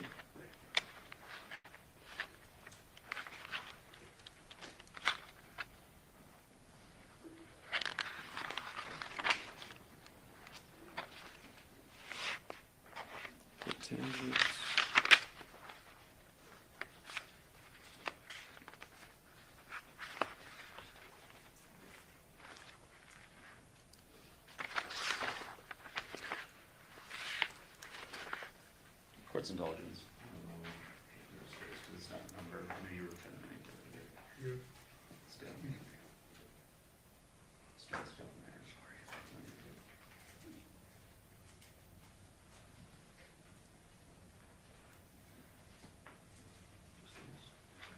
I think it's just this early on.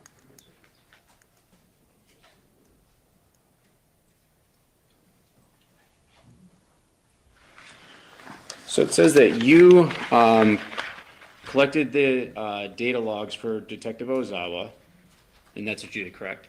Yes. And did you discuss that with him, or the findings of those? I don't recall for sure. I probably did. I don't want you to guess, but you don't remember having any significant conversation with him. I don't. Fair to say that the router didn't have much on it for you to go back and tell Detective Ozawa. That's correct.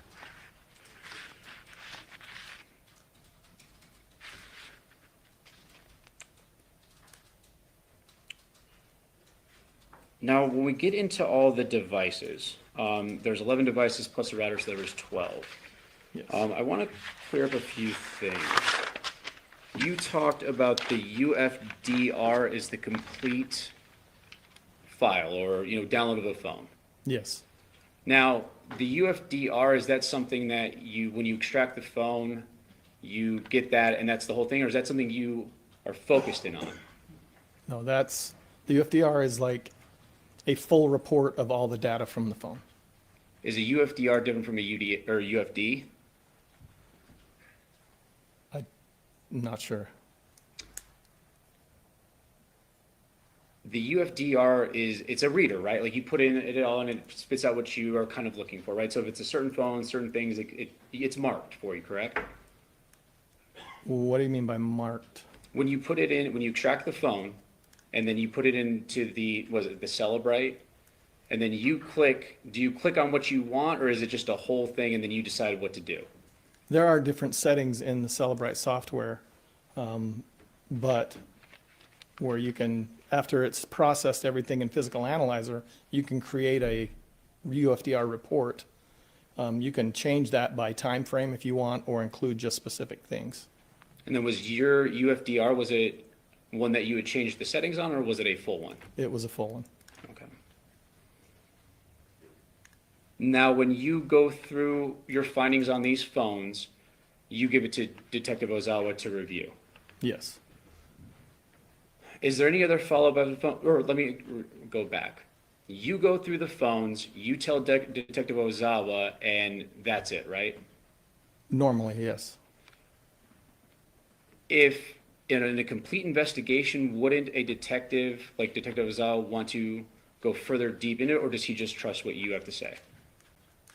No, so typically we'll create that report of the entire of data from the phone. We'll give that to the investigator, and the investigator will go through and look for the evidence that they need. Do you know if Detective Ozawa went through this? I don't know.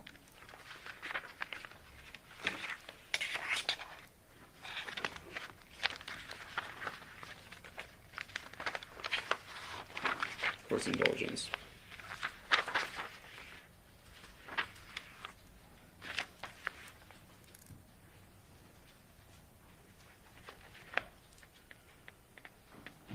In your report to Detective Ozawa, it states what you did, but I'm kind of hitting on this is that it's his job to follow up, and if there's anything more that he wants, he's got to, it's up to him, correct? Yes. Any more artifacts, meaning the things that potentially could be left out of a report, or if there's anything that he, goes through? Yes. And did he ever do that with any of the devices? I don't know.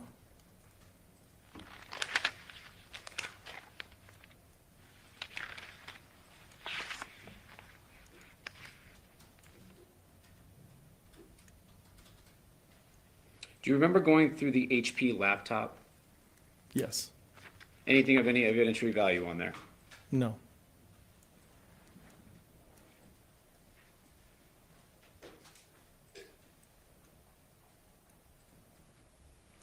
And so Detective Ozawa, when he went through his investigation, as far as you know, he just used your report to come to his conclusions or direct his investigation, correct? Yes. He never came back and asked for any kind of follow-up or anything more that he needed from you? I don't remember. I know that we, to prepare for trial, I started assisting in going through the devices, and so, but I don't recall if back initially, if there was any, collaboration between him and I. Court's indulgence.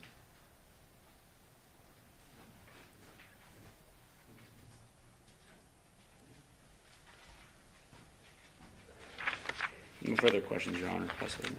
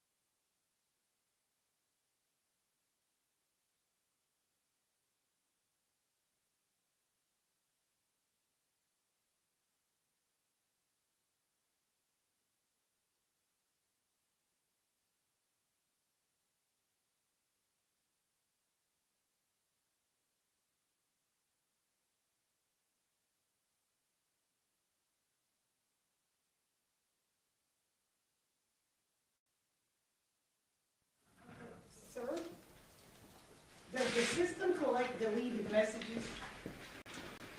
It can, yes. Would examination of the home router show activity for the Nintendo Switch or the Xbox? Most of the activity that on this router in specifically, and on most routers, is it just shows connected devices. The other logs are like system logs and that don't really give us much information.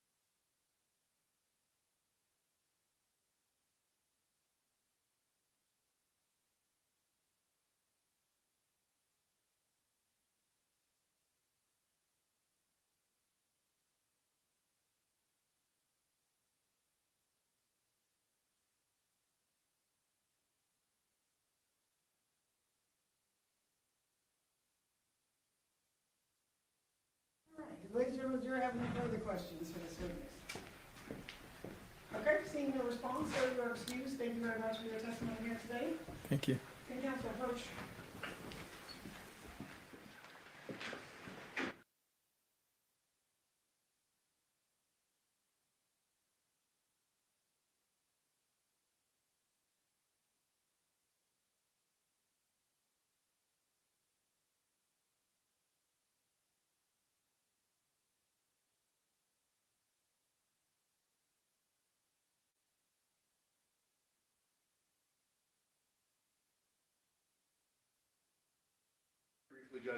Detective, with regard to the router at home, you said it logs connected devices. Yes. If I have a router at my home, my line connects to it, it's going to show connected consistently, correct?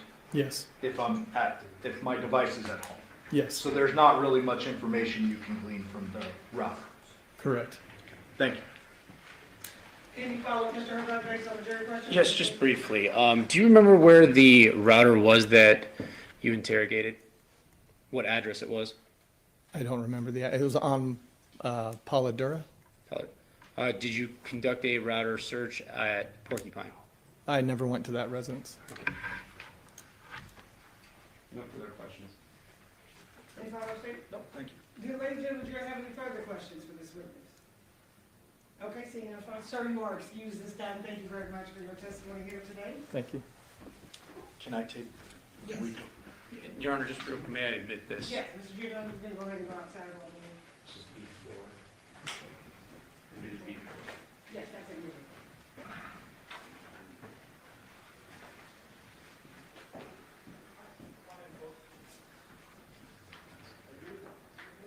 Okay, and we're just gonna take like a quick minute, but we're not gonna take another recess. I know you guys are gonna be up and down.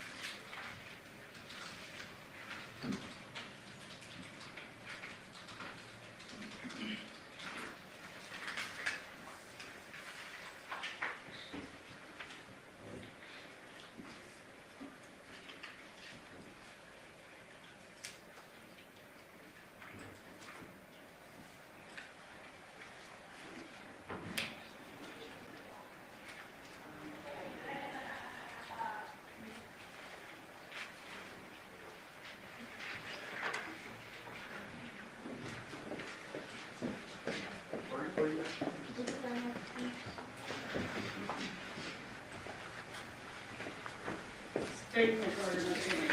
Your Honor, the state calls Nick Eason.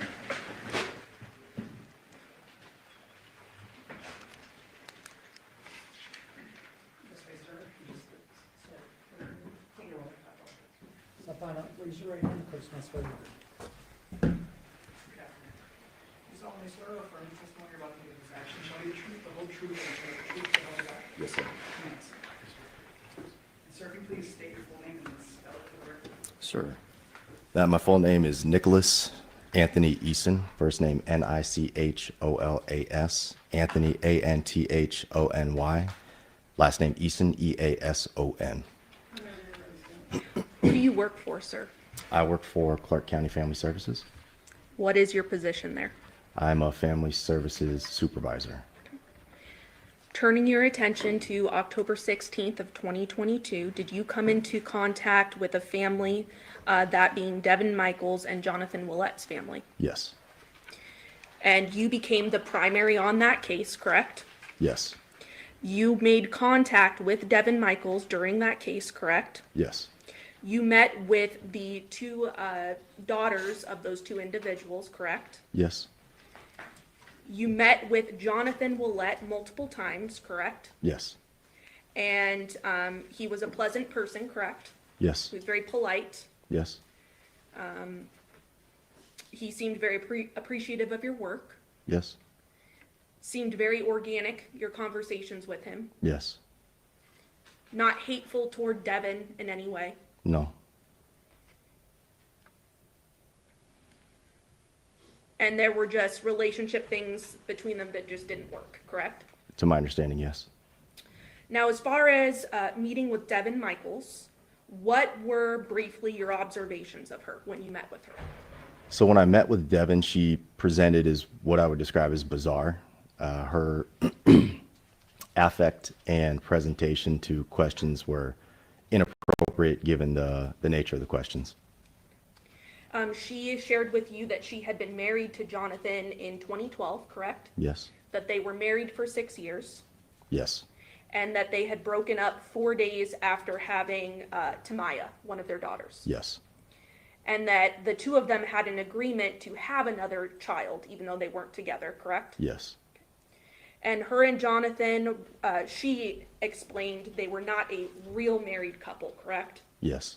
For the record, you are using air quotes.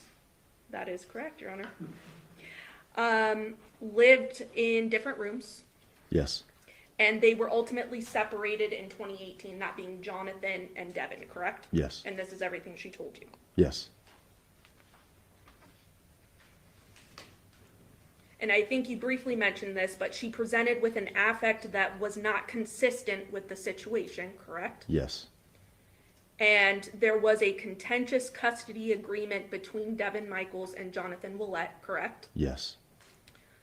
On October 25th of 2022, Devyn expressed that she was at the office to quote, and this is her own words, do whatever she needed to get her girls back home, end quote. Yes. Correct? Yes. And at that point, she showed desperation. Is that right? Yes, I would agree. The girls were then in Dad's physical custody, and the girls were released to him specifically on October 27th of 2022, correct? Yes. And you work with an individual, or at that time, an individual by the name of Yolanda Lizardo, Mm-hmm. Yes. and you are aware that she met, Ms. Lizardo met with the family on October 27th as well as October 28th of 2022. Yes. And your involvement with the case concluded on December 18th of 2022, correct? Yes. Pass the witness, Your Honor. Yes, just, I have a couple of very narrow questions for you. Yes. There had been a question concerning a contentious custody issue, correct? Yes, sir. That was specifically in October of 2022, correct? I believe so, yes.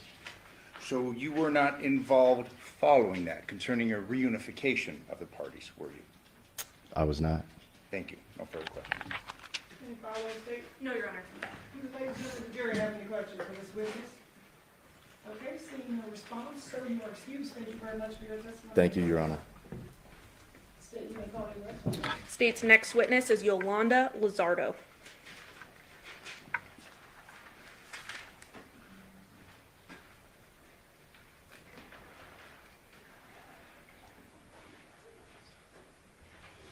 Yolanda?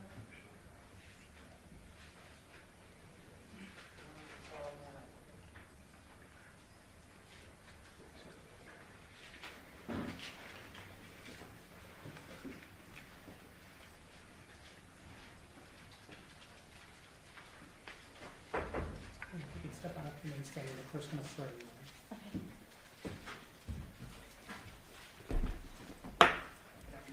Hi. You solemnly swear or affirm the testimony you're about to give in this action shall be the truth, the whole truth, and nothing but the truth, so help you God? I do. May I see? Now, if you please state your full name and then spell it for the record. Yolanda Lizardo, Yolanda, last name Lizardo. Ma'am, were you employed with the Department of Family Services back in 2022? Yes. At some point, did you become involved in a custody matter involving Tamaya and Janaea? Yes. And those were two minor girls. Yes. And the natural mother was Devyn Michaels. Yes. The natural father was Johnathan Willette, correct? Yes. On October 27th of 2022, physical custody of the girls was given to the natural father, Johnathan Willette, correct? Yes. And there is something called a parent placement verification letter that was given out. Is that right? Yes. At this time, I believe between stipulation of the parties, the state is now moving to admit states 14. States 14 will be admitted? Permission to publish. Yes. Showing you, once I zoom out.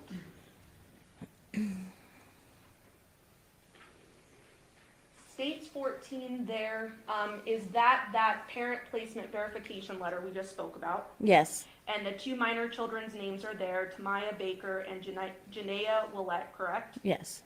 With, I assume, their birthdays, correct? Yes. And then down below is your signature there. Yes. And it states that they have been reunified with their natural father, Johnathan Willette, on October 27th, 2022. Yes. Correct? Yes.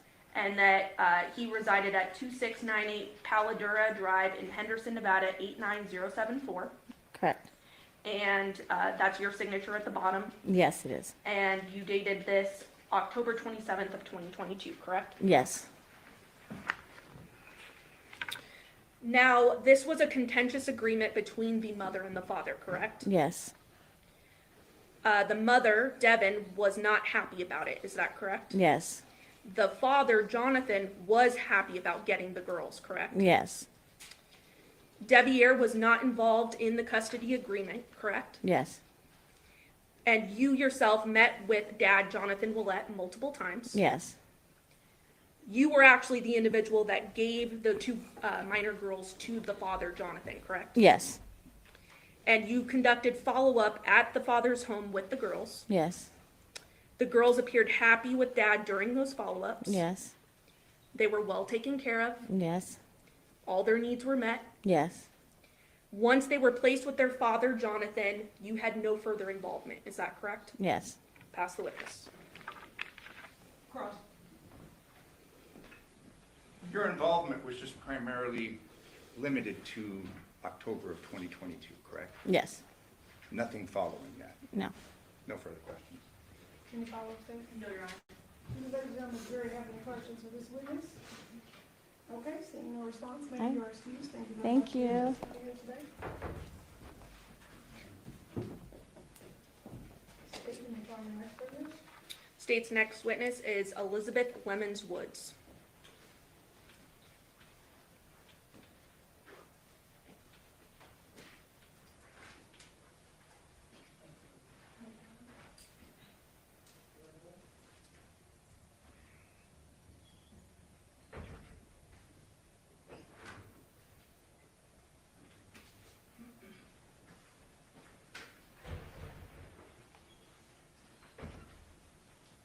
You can step on up and remain standing. The clerk's going to swear you.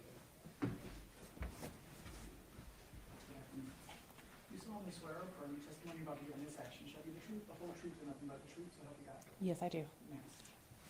Again, please state your full name and spell it for the record. Elizabeth Lemons Woods. Elizabeth is Eliz, Abeth, Lemons, Lemons, and Woods, Woods.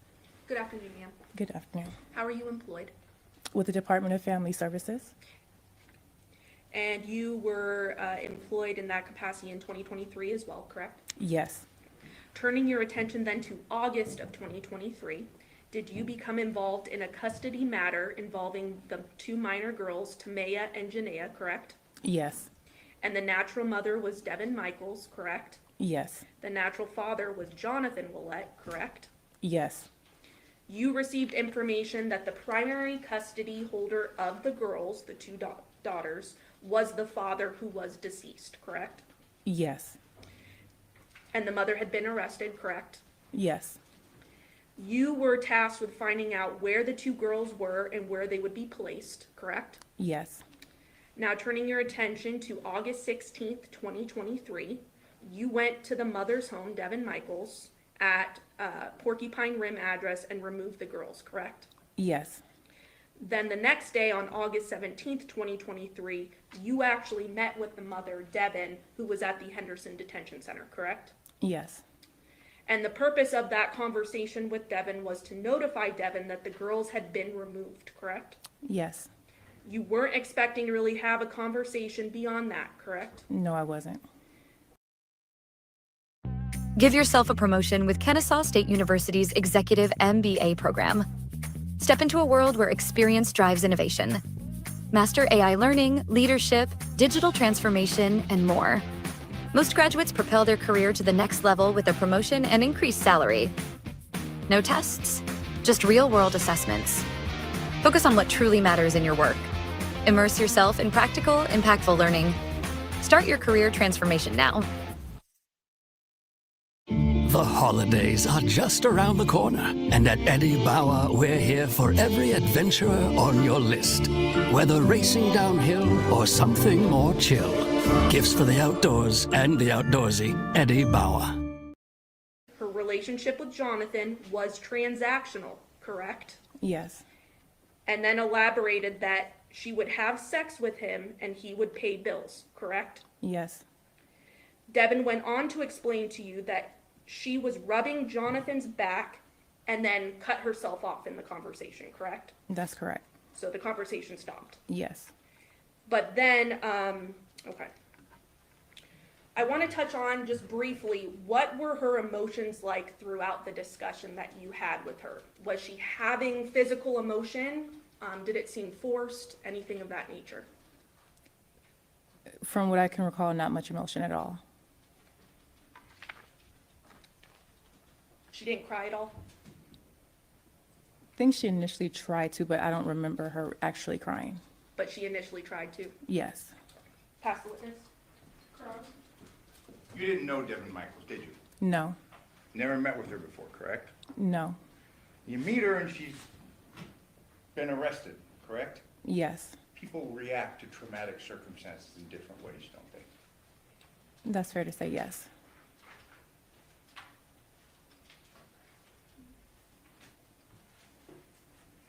Would, here, approach, just briefly.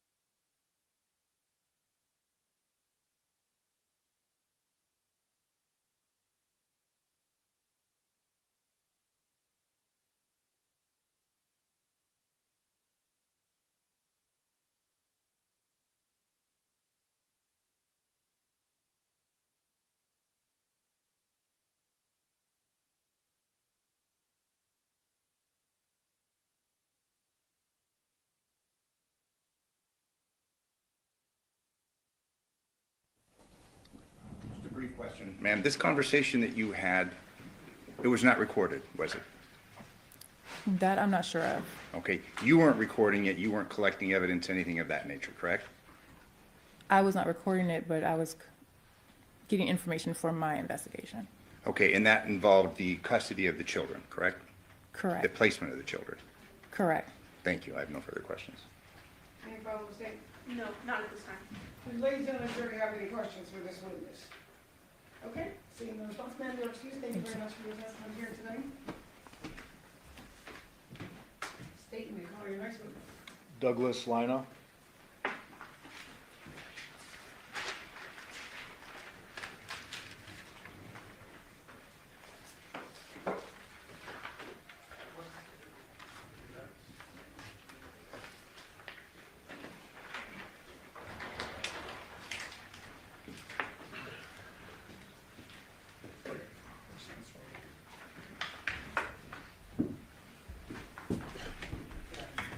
You solemnly swear or affirm the testimony about giving this action shall be the truth, the whole truth, and nothing but the truth, so help you God? I do. You may have a seat. Officer, please state your full name and spell it for the record. Douglas, Douglas, Lionel, Lynaugh. Thank you. Sir, what do you do for a living? Excuse me. I'm a detective with the City of Henderson, And which unit are you currently assigned to? robbery homicide. How long have you been with robbery homicide? About 6 years. And how long have you been with the city of Henderson in total? About 18 and a half years. What did you do prior to joining robbery homicide? Prior to robbery homicide, I was in the property unit. Prior to that was a criminal intelligence unit. Prior to that, problem-solving unit, and then prior to that, patrol. So, kind of a wide range of experience in law enforcement, sir. Yes, And as a robbery homicide detective, have you been the lead investigator on several cases and also a support investigator on several cases? yes, Your team also is responsible for investigating officer-involved shootings within your department. yes, that's accurate. So you have kind of a wide range of duties as a detective. Correct. In this particular case, were you enlisted in the support role on August 7th, 2020? I was. Did you respond to the initial scene? I did. Did you do a little video canvassing at that scene? Yes, I did, then just some work up on the individuals involved. Okay. And fair to say that Detective Ozawa kind of led the investigation, or he was the one divvying up duties? Correct. Did you become involved in an interview with a person by the name of Devyn Michaels on August 15th of 2023? Yes, that's true. And where did that occur, sir? At the Henderson Police Station, the main station. And on that date, had the defendant already been arrested prior to you making contact with her? Yes. Who did you make contact with her? Who were you with? Another detective? Yes. Detective Rick Christopher. And was that conducted in an interview room at the station? It was actually done in a conference room in the investigative bureau. Was that both audio and video recorded? It was. Was the video recording kind of the primary and then the audio was a backup? Correct. And in fact, during the video portion, like over an hour in or around an hour in, the video loses storage space, correct? Correct. But you did have an audio backup running? Yes. Okay, so we might transition as we play, once we get to the end of the video. And Judge, I would move for the admission of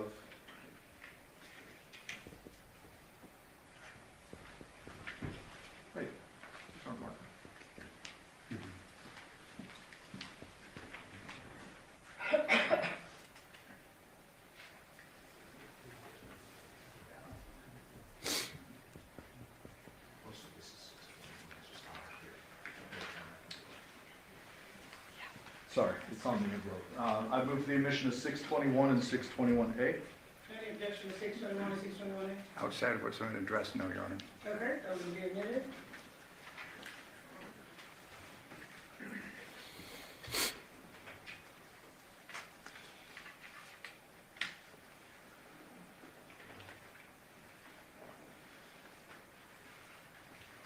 May I publish 621?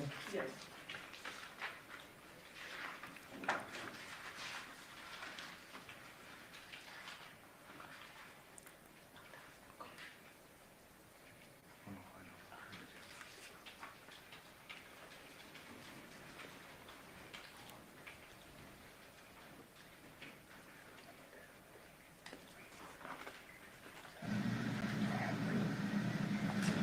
Pause that. Detective, it looks like it's a little over an hour, about an hour and 15 minutes. Can you see the bottom right? Yes, sorry. Okay. And so we're going to play this in its entirety, and then there is a small portion at the end where it's just audio, correct? Correct. We will transition at that time. This particular interview room, did it have a recorder set up in it already, or did you record this? The video? Yes. No, it was just a video camera that we placed into the room. Got it. Understood. May I judge? Yes.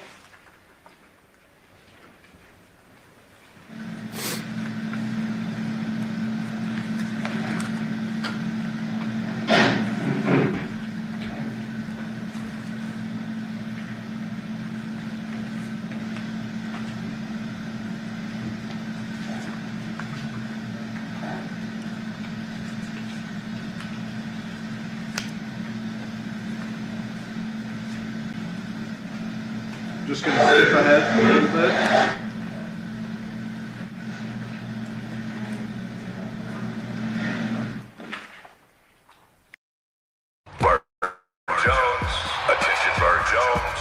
We aren't idiots. We see the trick play you're running. You changed the rules of the game, amending Georgia's law so your family land could be used for a healthcare development. Then your family added 11 million square feet of data centers for the same area, a $10 billion development, and a Jones family windfall. Trick plays, we know they don't work. Electing Burt Jones governor, that's fumbling in your end zone.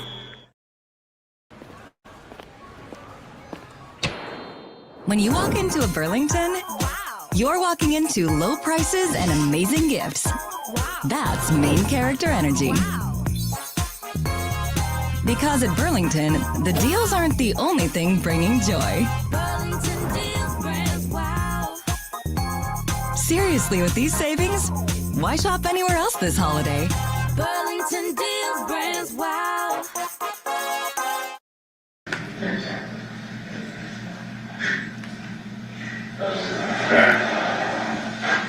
Hey, this is for a little bit.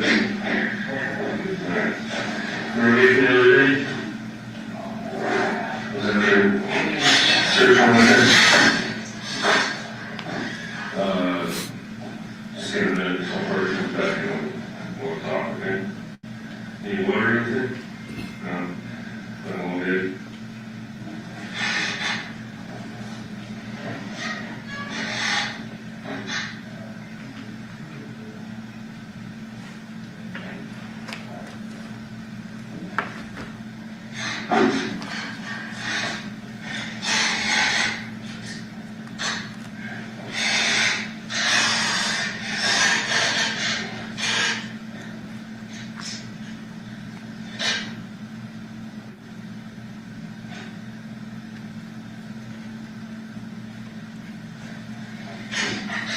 Do you know what's going on, or do you understand what's going on?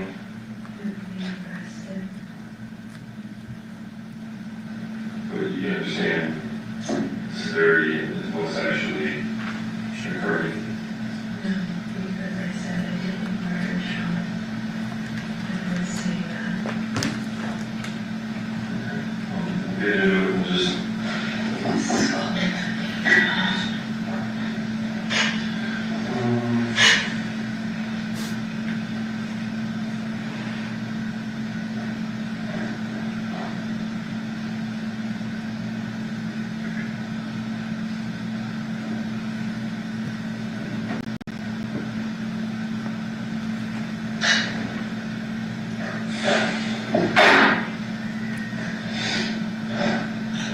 It is August 15, 2023. It is 6:54 p.m.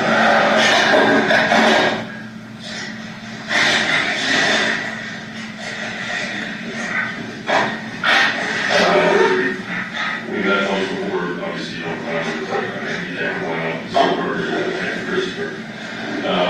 Earlier today, you were advised what your rights are. I'm just going to advise you again, just so you fully understand that. All right.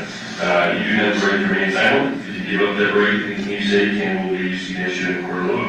You have the right to speak to an attorney before answering any questions and have the attorney present while you answer any questions. If you cannot afford an attorney will be provided at no cost to you. If you decide to answer any questions now, you may stop at any time and ask to speak with the attorney before questioning continues. If you decide to stop answering questions once you have begun, all questioning will stop. You understand that? Okay. So, there's been, you've given a handful of different statements and a handful of different stories along the way, and that's just what we're trying to clear up some. Okay? You understand that? So do you want to start from on the 6th? You were hanging out with John and doing some shopping? Yes? Okay. Describe that evening, the Cliff Note version. Simple day. Okay. Shopping, got girls some supplies. Clothes, groceries. That was it. It was a very easy, pleasant day for the most part. Okay. And then at night, John was moving in with you? John was moving the girls' stuff to my house. It wasn't until he had actually moved everything over until I realized he was moving some of his things over. Okay. I'm going to pause there, 7 minutes, 18 seconds. And Your Honor, if I may inquire with the jury, if everyone can hear all the voices? Can you guys hear the voice then? Okay. Detective, you had just asked about John and the moving situation, and is it true that the subject said that she had just learned that he was actually moving in, essentially? Correct. Okay. And you can see 3 people in the room. You are on the right. Yes. On the left is Detective Richard Christopher. Correct. In the center is whom? Devyn Michaels. And do you see that person in court today? I do. Can you please point to that person, describe an article of clothing she's wearing today? Black and white shirt. Would the record reflect identification, Judge? The record is on the front. Thank you. I will resume.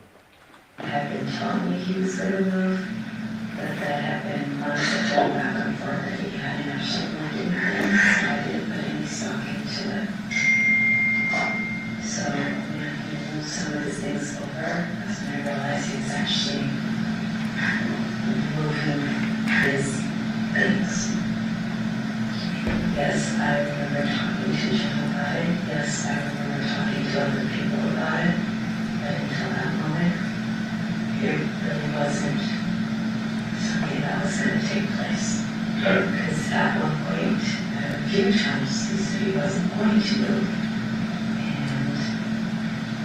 And it had happened more than one time, so I just took it as it was.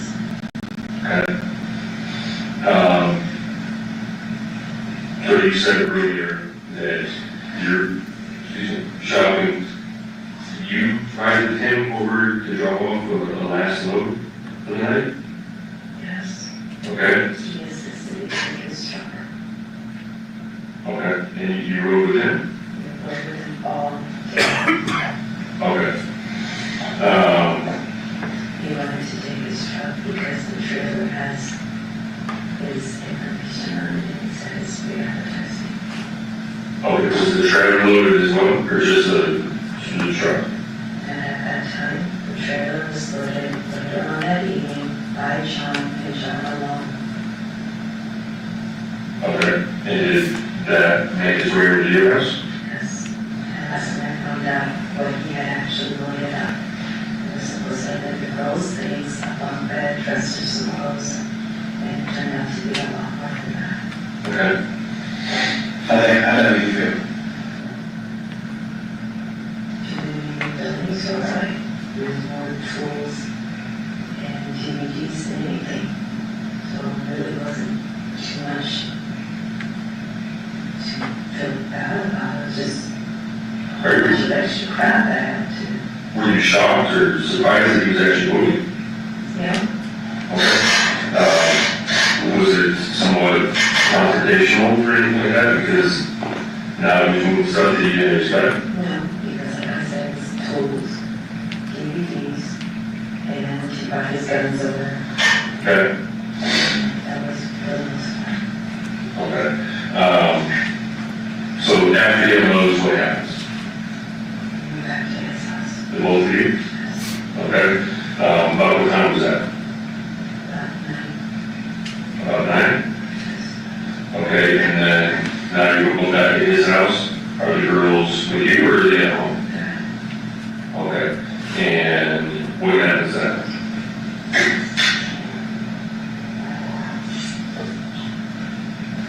We went to the gas station, had a couple of drinks, some chips and stuff, I think. Went back, chilled out, ate, took a shower. I let her have some more of the girls' small items In what? that I have in the car. That Nissan SUV? Okay.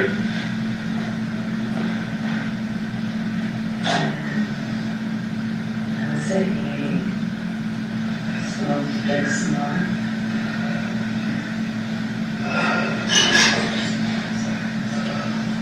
Smoked a vehicle. And it was bad that I left. I said I didn't leave for a while there, but you don't remember all of that. You couldn't be there that much later. I remember going to the pharmacy. After you left? Okay. Going home, showering, going to bed. Okay. So he wanted some sort of sexual encounter with you? That wasn't going to happen. I hit him. He was not dead. Okay. That's when the girl came down. I spoke with her. And like I said, afterwards I left. Okay.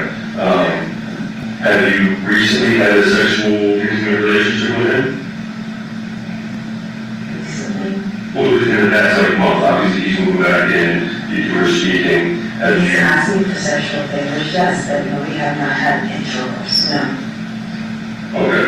Well, because part of the reason we've been told otherwise by other people that he was telling other people that we do that. That's why we're trying to clarify some of this stuff. No, we have not had intercourse. Okay, have you done other things like cunnilingus, any type of foreplay or anything like that? The most he's had was a hand job. You two moving in together, was there a expectation that you were going to be in a relationship together? Or? Sure, he expected it, but he's quite aware that I'm not able to do anything. I was not trying to have sex with him. Okay. So he's asking for sex, you say no. As usual. Okay. And then from there, what happens? I gave him a massage on his back. I mean, it's obviously you're quite a bit smaller than he is. How do you pop his back? He was laying on the ground and pushed again, 4 line, very solid, it's supposed to pop. Okay, so you're straddling his lower back area, something like that, or standing up, something? Okay, and you're just pushing his back, you release out. Okay, and where was that, in the bedroom or the? I'm sorry, On the floor of his room. before his room? Okay, and then from there, what happens? He went to go smoke again. He came back in and was laying on his bed, and he hadn't rubbed his back.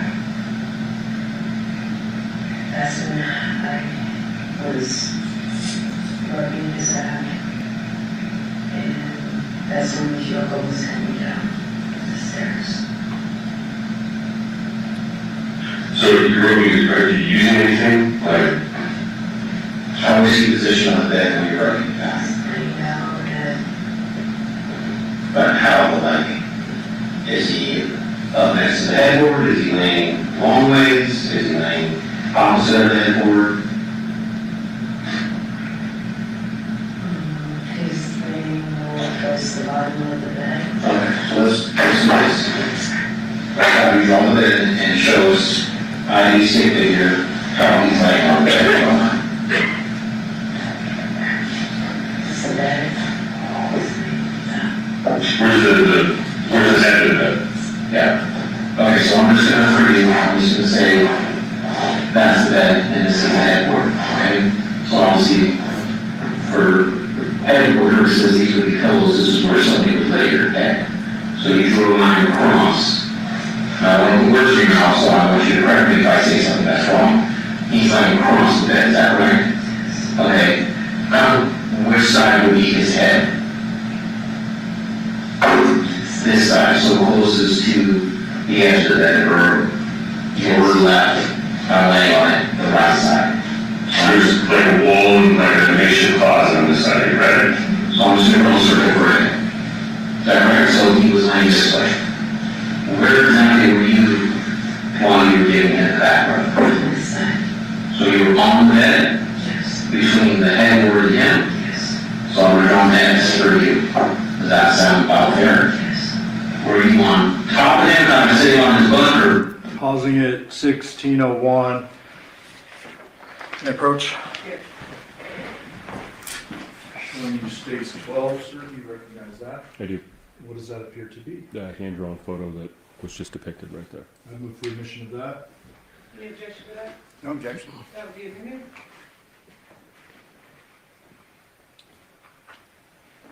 So Detective, we just witnessed this, but I just want to clarify, as Detective Christopher was assisting, obviously Ms. Michaels was in handcuffs up front. He was kind of helping her. Correct. And asking for her instruction on where everything went, right? Yes. And this up here being the headboard where the pillows are, Correct. what does the X represent? Where she was sitting? And then this at the bottom represents where John was, correct? Correct. With the circle being his head. With the circle being his head. Now, there is a folder sitting on the table as you're interviewing her, correct? Yes. That folder was closed. Yes. That contained a couple of the photos of John dead, missing his head in the bed. Correct. Those were not shown to her prior to this drawing, correct? No, they were not. They're shown later, we'll see that. And that Yes. will be the first time she will have seen those. Correct.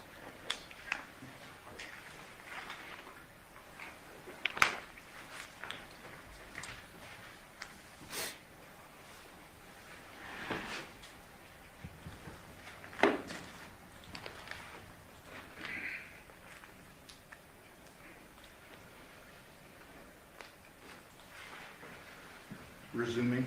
Back running, or were you on the side? Any lotions or oils or anything like that?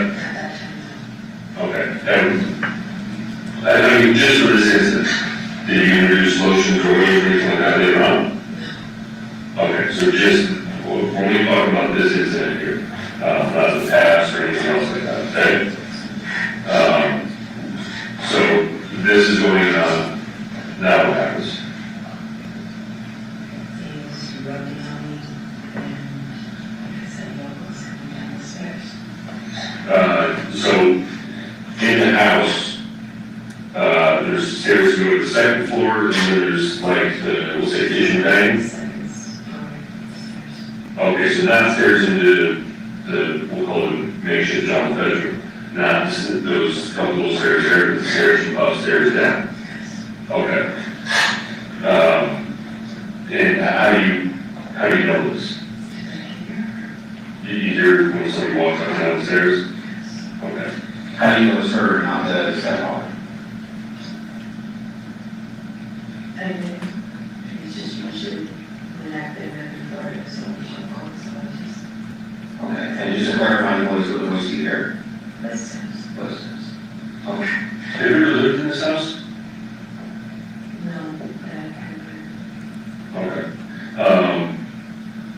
So John and Andrea have been together for 5-6 years or so. Have you been at this house during that time, before or after? Okay, so it's, how long has John lived at this house? I know his parents have been there a long time. off and on for years. Okay. I don't think it's living there. We separated and moved out.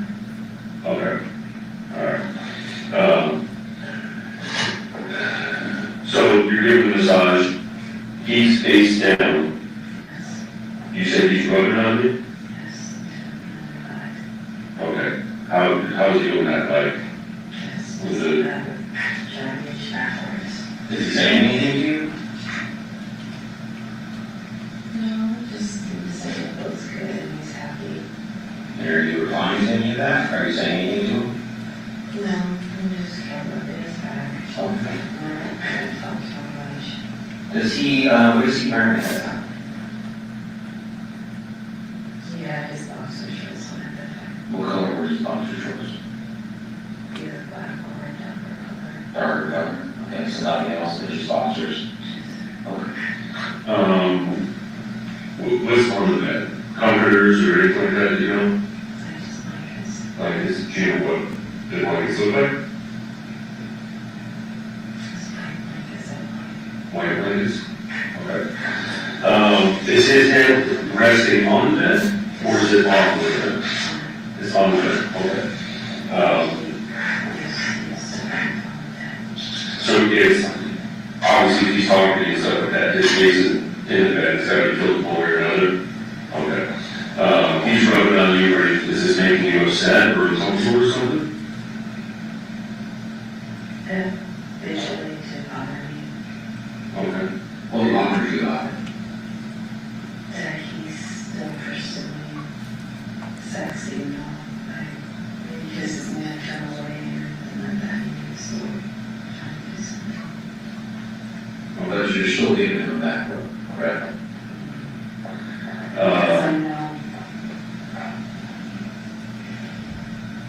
he has some girls, and I don't can keep him from me to a point. Yeah, he can keep him away from me, which he has done before. You love your girl, don't you? With all your heart? Yes, I didn't say that. I'm just asking that you love them with all your heart, that has nothing to do with her. Okay. Is that why you're asking me back in to have, is it currently, or we'll say at this time, he had full custody? No, we both had temporary joint custody. He filed to get sole custody, and he never showed up, so his motion was denied. I thought CPS revoked or took your parental rights away for that. They did. Okay, that's what I'm referring to. And that case was closed, and we had temporary joint custody. And he was supposed to file custody, and he never showed up. When was that? That was in April. Okay, So his motion was denied. okay. That's where it left it. Both had temporary joint custody. He had physical custody of the girls. Okay, so you got legal custody, legal joint. He had physical custody. What was visitation like? Based from CPS, I was supposed to see the girls for supervised visits or therapy sessions only, and he never enrolled them. I enrolled him, and that was it.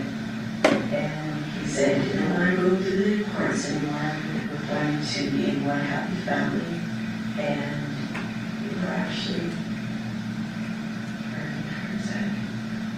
We were not perfect, but we were getting along. You kind of smirked a little bit while you were telling that story. What kind of brought that emotion out? Because when it was all said and done, when he needed something, I was helping him. No matter how much he did something, I was helping him. And everything said, thank you for helping me, thank you for helping me. And it's like, I was literally trying my best to put it back together with my family. Go back to your family or get your girls back? Because my girls wanted everybody in their mom. It was like, Your girls, yes, sir. not what you wanted. Understandable. So you said the CPS case was closed down? Yes, sir. Back in February. Back in February? Yes.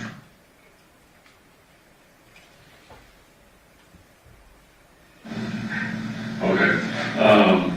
I'm just having a hard time with what it is. So, you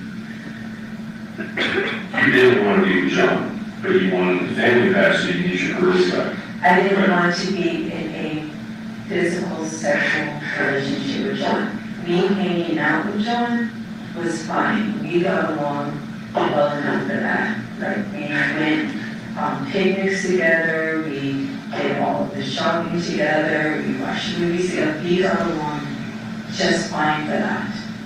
Okay. But you mentioned that he could keep your kids from you. How would he do that? Because he had the physical custody of them. That's all. I had legal joint, but he had the physical custody. So like on Father's Day, he got mad at everyone and said, "F this, go pack up the girls' stuff, bring them back." So ultimately he had the upper hand, So he's said yes. right? That's what it's He basically called the shots. sometimes yes. How did you feel when it came to your daughters? It made me feel that, okay, don't piss them off. So, made you feel like you had no problem. I just didn't argue with them. Because you want to make it worse. It wasn't a worse situation, I just didn't argue with them. Well, you just didn't want him to keep your kids from you. Right? He wasn't keeping them from me, but he always kept trying to threaten that. Like, So that was always an option you had.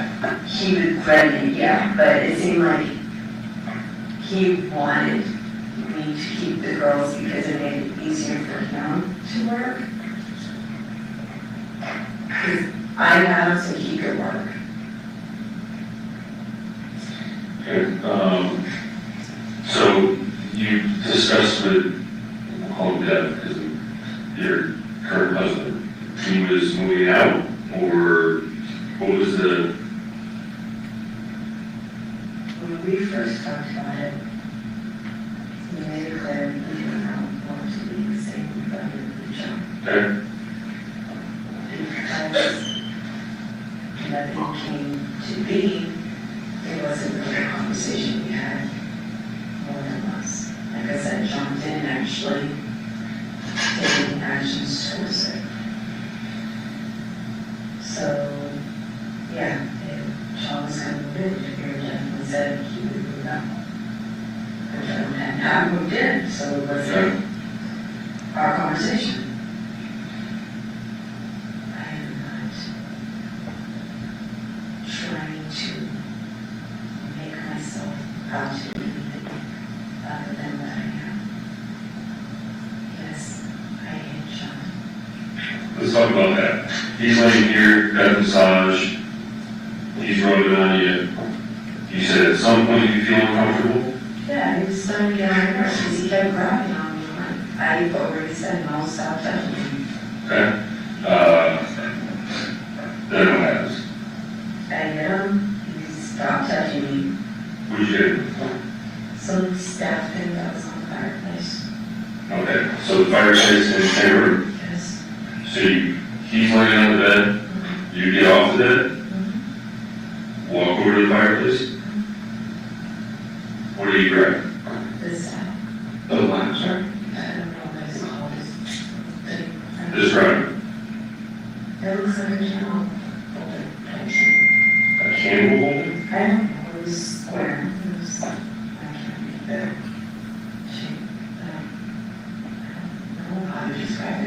Okay, So is it, and how long is it? Are we talking short? Shorter than that? A little bit more of this one, wide, the inside of this. a little bit of your chair.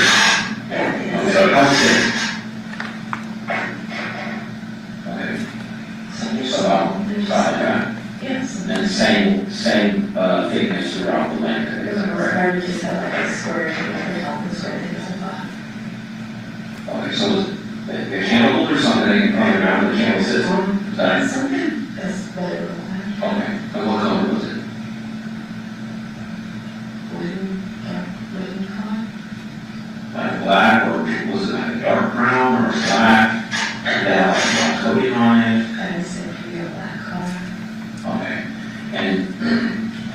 out of the middle of the massage, you get up and you walk over to the fireplace. Does he say anything to you? Still raise the bed, as you say, hey, I'll be right back, don't move. You just got up and walked over. I got up and I walked back. Okay, and what happened after that? Where were you standing when you did it? I was sitting in the bed. In the same position? So you got back in the same position, just for clarification purposes, back where you originally gave it the back massage, between the headboards, correct? Which direction was his head facing? So facing away from you. Okay. Where exactly did you hit him? Okay, so if he's facing away from you, and I don't want to words your mouth, so if I say anything that's incorrect, please stop me and correct me. Okay? So he's facing away from you, you say you hit him in the head. So if I'm facing away from you, did you hit him like in the ear, or at the top, or in the front, or in the back?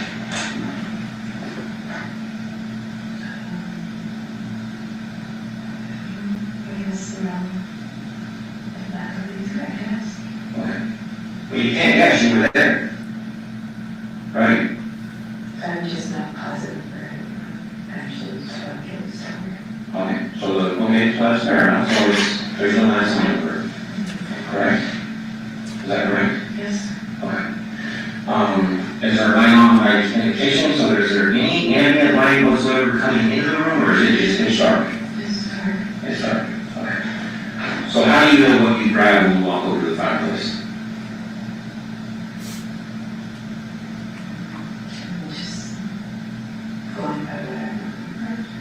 Okay, what was that? So you've been somewhere around a year or something like that, you believe, correct? Is that safe to say? How many times did you hit him? Okay. How hard did you hit him?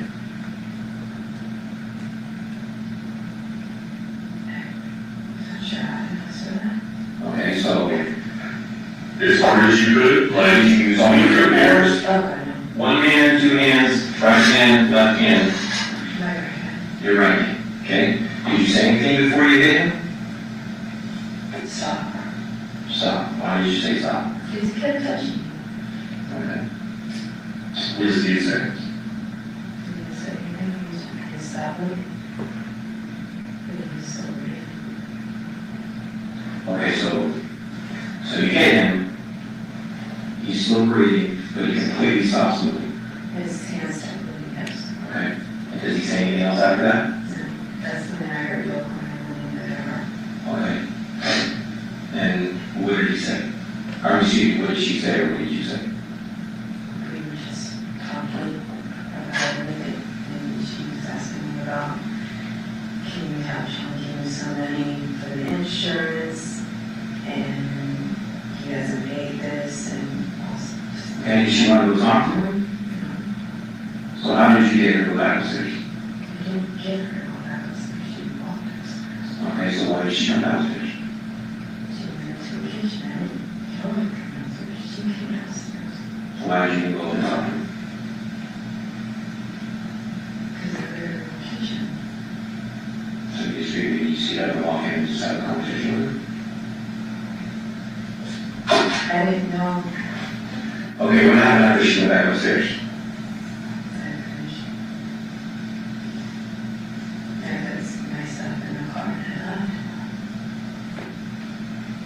You put what stuff in the car? Okay, where'd you have the bag?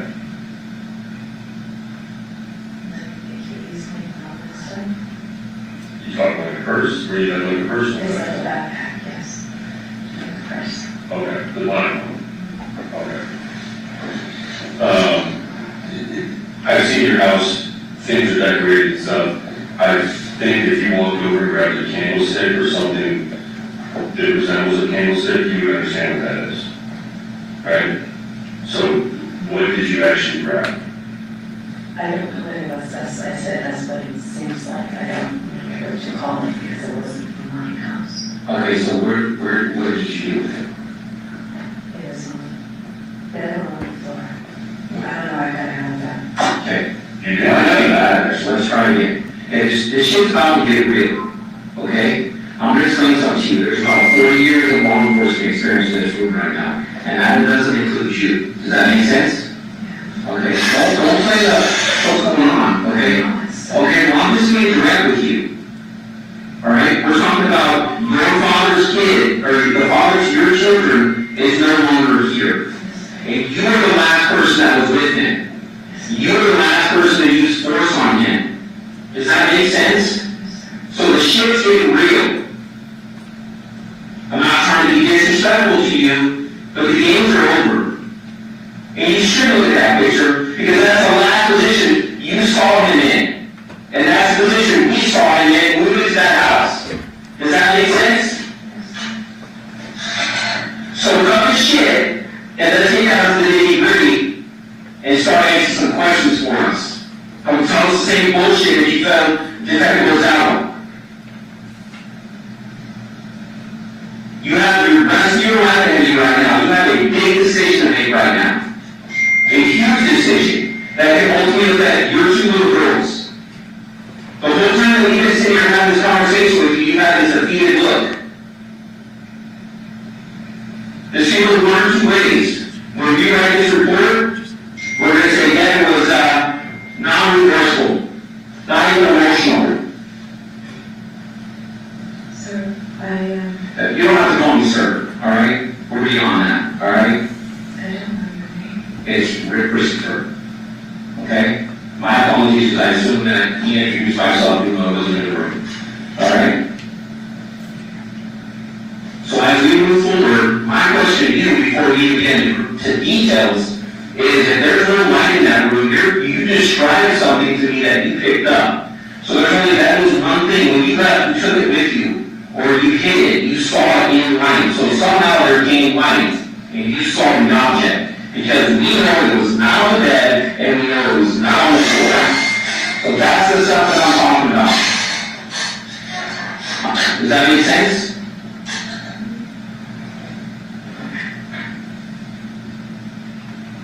So where is it?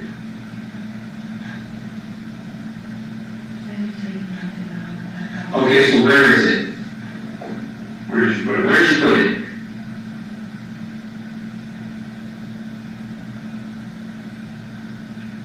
That you keep looking at this as like it's you're reliving this situation right here. This happens right here. You hear Yoga coming down the stairs. You no longer coming in here. Because you just hit it in the head with this candlestick that you so sad. Right? That's not what I'm saying. This right here. You no longer coming down, but you just hit him and knocked him out. Because he's there. Yes. So you rush up to him with the kitchen? Yes? Yeah, I would feel here, yes. Okay. And you say, oh, he's drunk, total sleep off, or whatever, not coming down there. And she goes upstairs. That's at 1 o'clock, right? You go back down there. You're there for an hour and 4 minutes. There's video or anything else from the neighborhood, everything around the room. We know exactly what time you left. We had tracks on your car going from the Boulder address down the address, all the way back to your house and everything else. So we know exactly what time you left, what time you got home. So you're there for an hour and 4 minutes. You didn't just get out of there.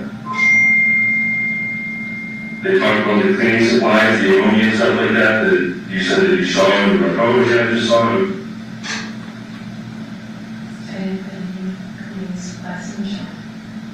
Okay, who is that? I don't know anything about cleaning supplies and John. She did ask me.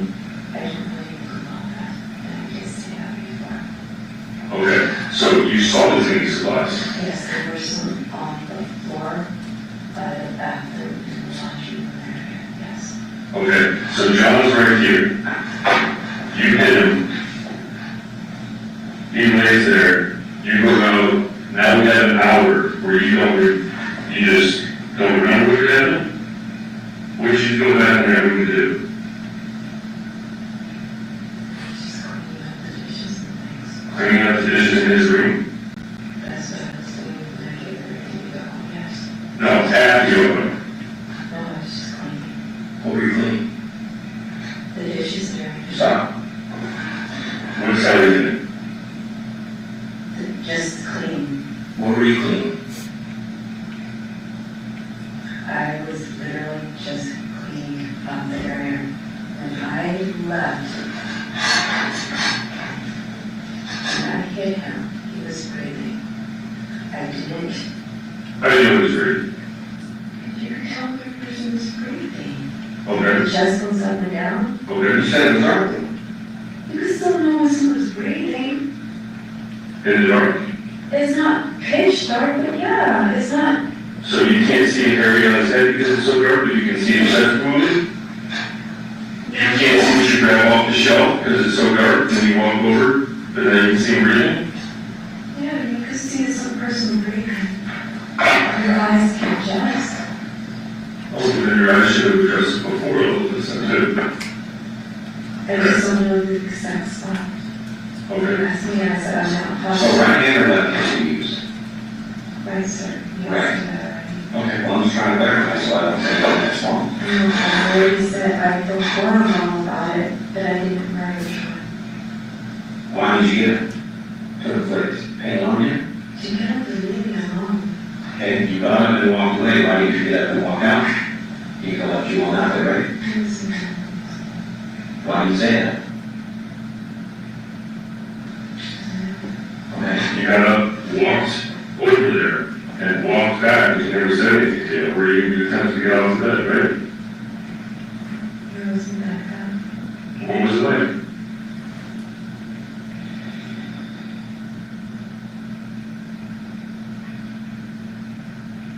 What was it like? So, you mean to tell us you hit it in the head, right here, where you're showing this, and he doesn't move from there? Right, but I didn't take off because I wanted to make sure he was breathing. Okay, so you hang around for an hour and 4 Half an minutes? hour, I did not know I was there alone. Okay, it doesn't matter if you know it or not, you were there. You were there for an hour and 4 minutes, hanging around with somebody you just hit in the head to make sure that they're doing okay. Do you call an ambulance or anything? Do you go over to physically touch him or check out or anything? Yes, I did touch him. Did he say anything? No, Why? because he was unconscious. Did you ever hear a ventilator? To a breathing person. Who is unconscious? From law enforcement. Don't look at like those two questions, it's a valid question.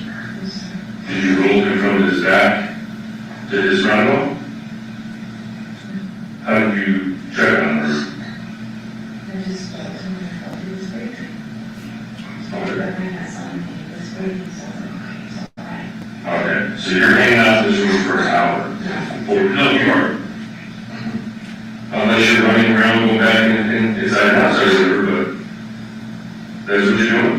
Yeah. Okay, so describe to me what you're doing during this time, and don't say clean. I don't know, I just kept moving around. I just kept moving. Just kept moving around. Is it because you were in a panic? So I guess Understand? Now we're talking. Head hard in the panic. I was afraid that I actually just hurt him, maybe I'm not sure, I don't like that. Okay, let me ask you this, were you in a panic because you knew you hurt him and he was in severe life-threatening injuries? No, sir. No. Because I've been doing this too long to understand what went on. So it's fine. I didn't know him. Okay, Explain explain. that, and then he would be the nicest person in the world, Okay. and then try to do everything he could to help. Okay, so you have some resentment towards him. I Yes, but it wasn't for me, it was for my others. There's gonna be some dislike towards that person. I understand that, that's reality, I get that.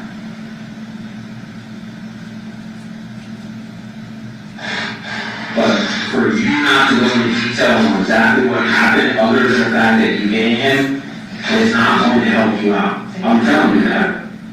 I cannot remember. You have amnesia. take medication for memory loss? Yes, I do. Okay, what type of medication do you take? I don't know the names of it, but I do take medication. Who's your doctor that prescribes that? What history things? My medical history, but yes, I do take medication for seizures, headaches, memory loss, sights, all sorts of crap. Okay, so is there a possibility that you could have not been in your right frame of mind while you were there that night? Because of all the medications you were on? Yes, sir. Okay. So when people are on medications that come home to their thinking, sometimes they do things that they don't believe that they're doing. Does that make sense? Yes, sir. Okay. So now reading you, sounds like that could be a possibility, that night in question. I just don't remember. They were telling me things that happened, like I don't remember doing that. You're saying I was there that long? We know you were there. We were trying to explain to you we had videos of Answer you eating. But I remember talking to Yoko, getting my stuff, leaving, going to the pharmacy and going home. But Devyn, what you don't understand is this, you know you're under arrest, okay? There is going to be a police report, and it's going to have the interviews that we have with you. Do you think anybody believes that he was laying here, you hit him in the head, you don't know what you do for an hour and 40 minutes, you leave, he's found in the exact same spot, dead, and you're like, oh, I don't know. No, but the hitting him didn't feel real. Like I don't. I understand, so you're not in the right frame of mind, maybe because your medications, that will make it feel like it's not real. No, but everything, like, all of this feels like a nightmare, like a dream. Like, I remember being with him and him, us talking and everything like that, but the actual, it does not feel real. I don't feel I was there that long. I remember being there, yoga, pharmacy, home. I thought I was home at like 2 something. You guys are saying it was 2:42. Yeah, I promise you. Okay, so what do you do that night, after you get home? I got home, I got a shower, and today. No, you didn't. How long did you sleep for? About 2 hours. Because you get home at 2:42, you're texting John's phone saying, oh, I can't find this, or where's this? And then like, remember, we took your phone, we took his phone, so we did all these downloads. I've read text messages between you, Dev, everyone else, things like that. About 2 hours. Okay, it was, if you got home and showered and then went to bed, then be about 1 hour. Then you would have been able to sleep and wake up and start looking. Is that? So it doesn't look like you slept at all that night.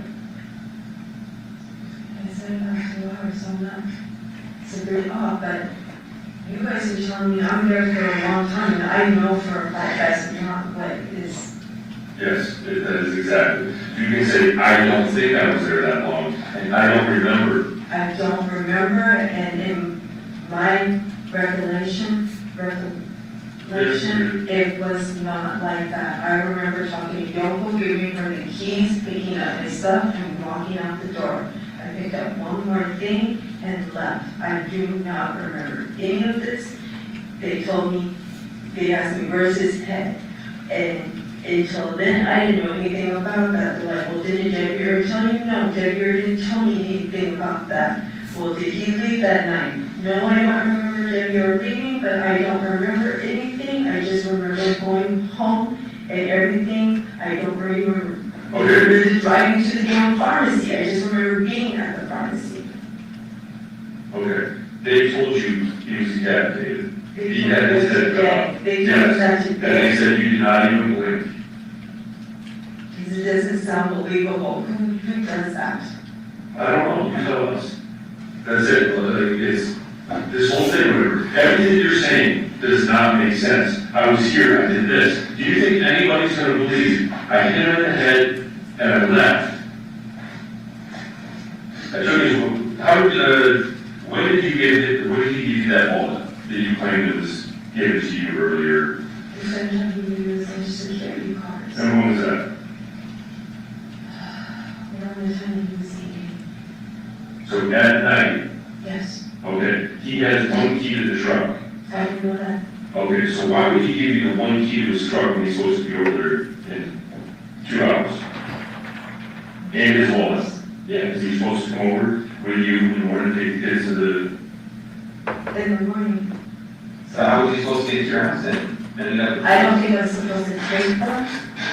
I know I was supposed to take the Social Security card, but the other time I don't think I was supposed to take. Why were they in your underwear or wrapped up in the bags? Because when he gave them to me, I didn't realize what I was taking, and I just put them away and said, keep them safe. That's not normal.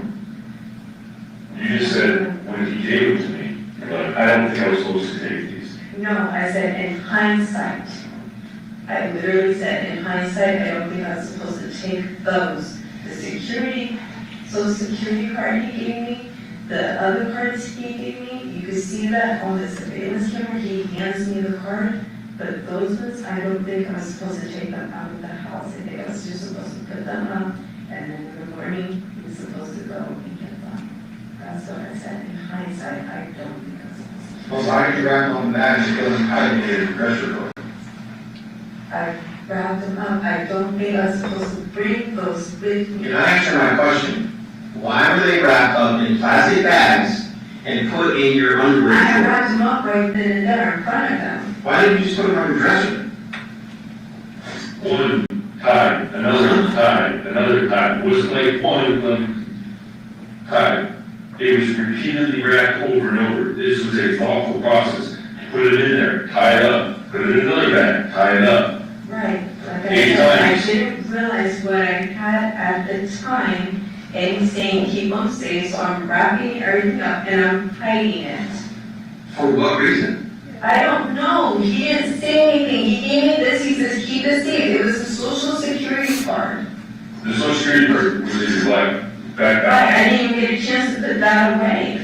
So you take that, put that in this not safe spot. The only thing that he asked you to keep safe, you keep in your backpack. But the stuff that you were not supposed to take, you wrapped up 8 times, 8 separate times in a bag, in bags, and then hid that. No, you do not understand. No, I don't. When I got home, it was late. I showered, I went to bed. That was it. In the morning, I would have sorted through everything. I would have talked to John, and everything would have been figured out. None of that makes sense. If you None of it said, makes any sense to me at all. okay, if you expect anybody else, the jury, a judge, or the general public, to believe anything what you're saying, No, because I don't understand any of it. You guys are asking me questions about what I did. What does that look like to you?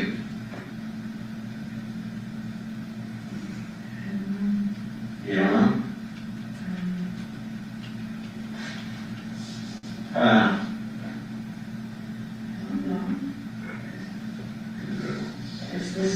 This is John? That's what this Johnathan, when you last saw him? Yeah, but he had his boxers on. Okay, now he's boxers on. I don't know, he had his boxers on. His boxers were black boxer briefs. He had boxer briefs on. That's what I'm talking about. This shit's getting real. Keep looking at that. Take another look at this. This is reality we're talking about. Think long and hard about your decisions on how you go forward with explaining the bullshit that you're giving us right now. Nobody's going to believe you. I understand. And tell us where the object is that you used to do this. Tell us where that. Do this. Who did? I don't know. Who did? I don't know. That's not good enough. You did that. No, I didn't. Yes, you did. No, I didn't. Then prove it. How do I prove that? Because you were the last person to see him alive. And you were the last person with him. You did that. That's reality. Look at that picture. He's gone. the exact spot where you left it.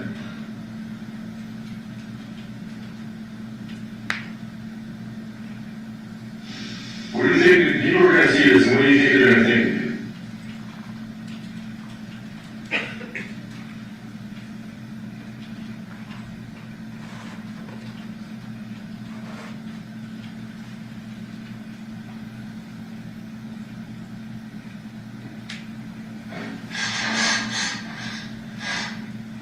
Do you have anything to say?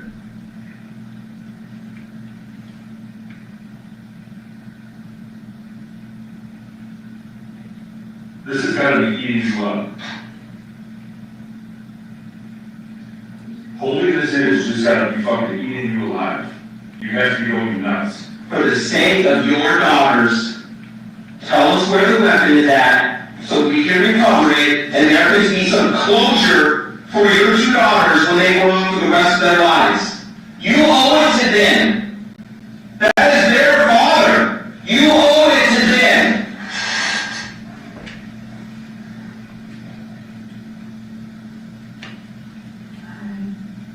Stop. Don't even say it. Stop. It's not good enough. Tell me something that I can do research to know that you didn't do this. Give me some evidence that I can go follow up with so I can help you in front of a jury of 6 or 12. Look at the photo.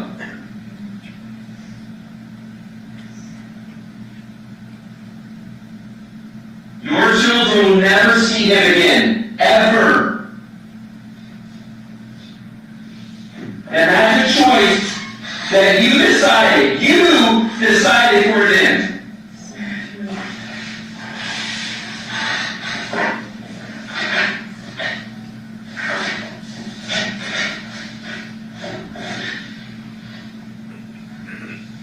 That's the exact spot where you said he's at, right? You left him there. You hit him in the head. He's unconscious, not moving. But there wasn't this much blood. When I left, he wasn't bleeding like that.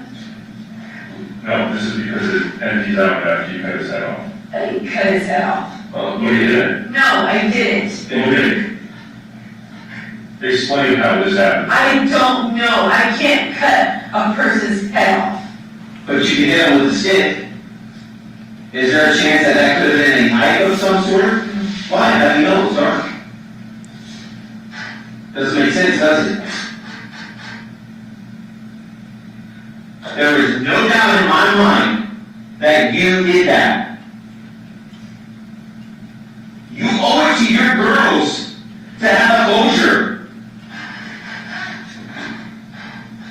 We want to know where the object is that you used to do this.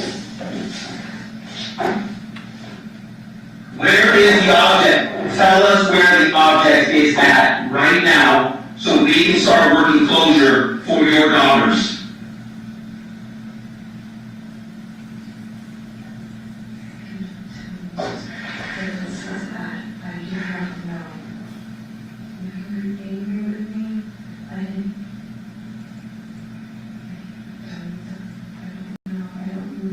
Do you expect anybody to believe that? Listen, just listen to that. Listen to exactly that, what you just said. I don't remember. I wasn't there that long. We can prove 100% you were there that long. You remember everything else. You remember going to the CVS, getting your daughter's prescription, getting home. Oh, I showered. I started looking for school supplies. I started doing all this. I remember everything except the hour and 4 minutes after I cracked him in the head. His cell phone is at his house. You leave, drive back to your house. His cell phone now gets back to your house and has blood on it. It was not left at your house.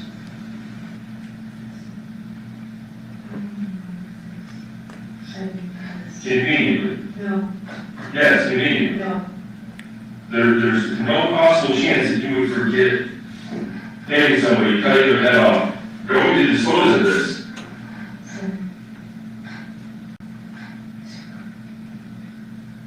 Fathom doing that. Hitting a person is one thing, Yeah, it is. but to do this is something completely different. Believe me, I know. That's why you're sitting here. You sat here this whole time and made these faces and stuff like that, not to shed a single tear. I've been crying all damn day. Really? Yes, I have. Okay, because they said, when they showed you and told you that he was decapitated, you didn't even blink. They didn't show me he was No, we decapitated, didn't. they told me. We didn't. And I don't know how to feel about this, this is disgusting. It is utterly disgusting, and you're telling me I did it. No, I didn't do this. You did this. We're beyond that. No. Well, you can be in denial all you want. That's not going to help you. You can deny it all you want. But we've been doing this too long to explain to you. We're giving you an opportunity to save faith for you and the rest of your family. We're giving you that opportunity. But for you to sit there and deny that he did that, we're beyond that. We are so beyond that, there is no doubt in our mind that we can prove this in a court of law with a jury. You did this. However, you have an opportunity to save faith and have closure for your daughters to tell us where the weapon is. And don't sit there and say, I don't know. Where's the last place that you put it? Don't say, I don't know. Because just like Detective Lionel said, is you were very descriptive up to and very descriptive afterwards. However, there's that hour, or that window that you were with him, which you said you were in a panic. No shit, you were in a panic. I would be in a panic too. You remember what you did, so tell us what you did.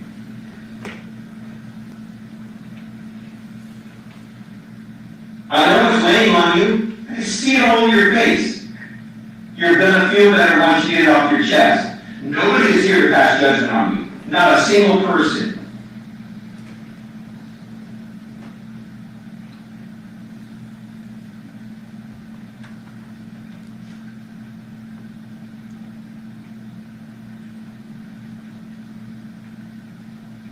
You heard us stop staring at that picture since we put it down. Okay? And I know whoever you're praying to is telling you to do the right thing and tell us what we're asking. Tell us the answer to it. You're gonna feel better, I'm telling you right now. You're going to feel better. And you can start to have closure and you can start moving on. Because that is the right thing to do. And you know it's the right thing to do. I know you know that. I know you're a good person. There has to be a reason why it's happened. And if you could explain that, it'd be a lot better off for you.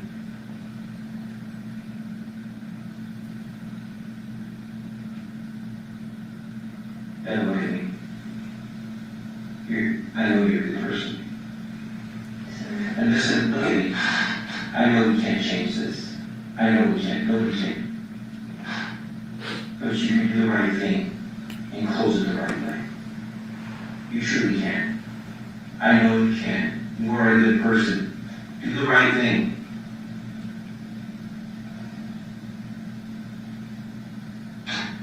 Is this how you want your girls to remember you? Or do you want to have a reason and an explanation on why it happened?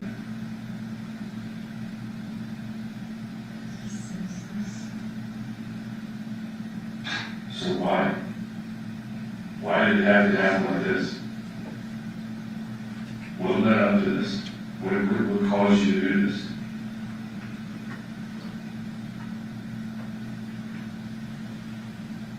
Did something escalate in this room, or is this room past, or what? Why did this happen?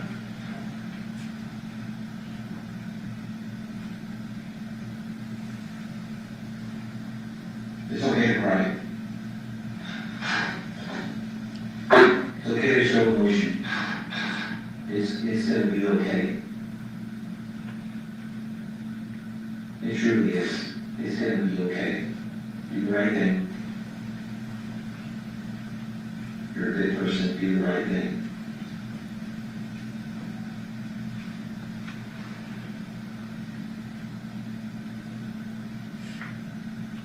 We're going to get through this together. We're not against you by no means.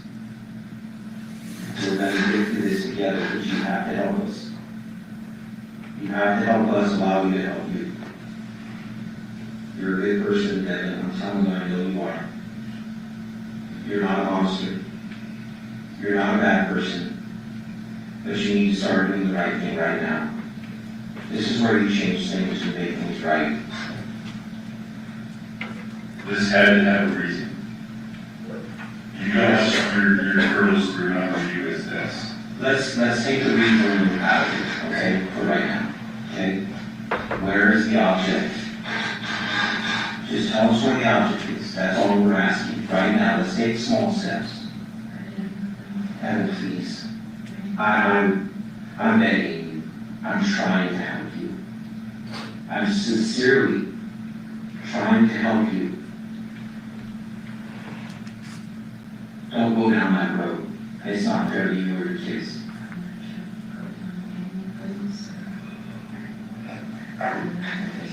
No, I understand, but you're not allowing us to go through this together. You put up this wall, and you're in denial. This is reality, as I said before. This is not going away. But you have an opportunity right now to make things right for yourself. To start moving in a right direction. You start to have an opportunity for closure for his parents, for your children.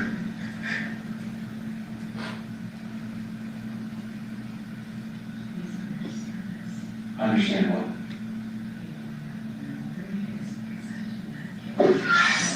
Lord, this is simply amazing. In my 22-year career, this is amazing to hear you sit here and say that. Listen. Maybe it was because I didn't get rid of it. Are your fingerprints or DNA going to be on either one of those bottles? Why not? Let me guess, you don't remember. That one, I don't think I remember. Where did you move these from? It was in the hallway in the lane. This is the hallway right here. Right, but it's like laying in the hallway in the lane. That's what these are. They're laying in the hallway. Right there. Like set it up. And it was completely full. So these are tipped over, laying right where they're at. You walk over and set it up and then leave and not set that one? Yeah, but that was like hours and earlier in the day. What was hours earlier in the day? Like, maybe 6, 7 in the evening, earlier in the day. So these are sitting there all day long? No. Yes, these are there the next morning. You're just claiming that these are in the hallway in the way. They're in the same spot where you just said it. Right, but it was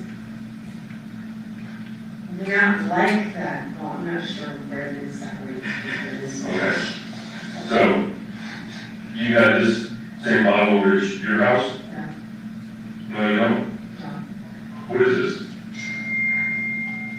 So you don't even know what it is, you're saying no? Soft stroke? Soft stroke? Looks like it says, yes. Yeah. So you said no? You don't have that at your house? Sit on top of your washing machine. That is? Yeah.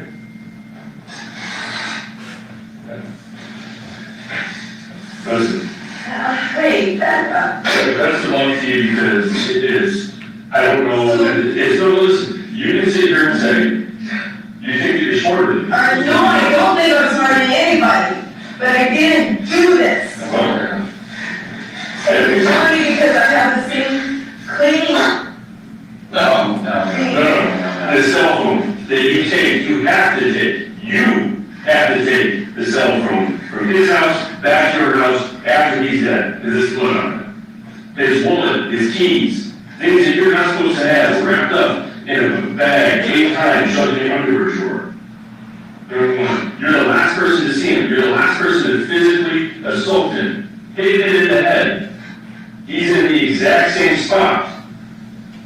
You remember everything from him handing these debit cards and EBT cards and which specific gas station and this and that and going to CVS, see if your daughter's this in the school, and he's supposed to be here at 5 a.m. or whatever time it is to go do all this stuff with the, taking to school and this and that, or did your girls go to school that day?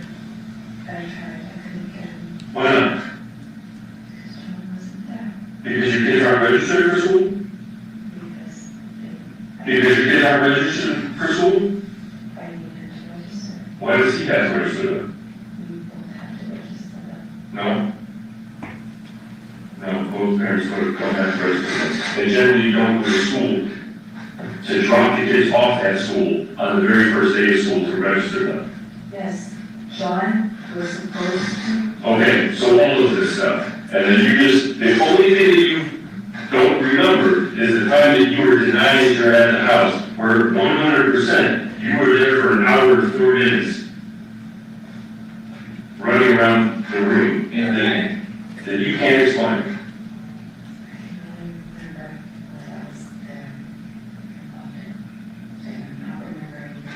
Okay, that's all you. Good luck with that, because that is not gonna fly. But I think we're done. Absolutely.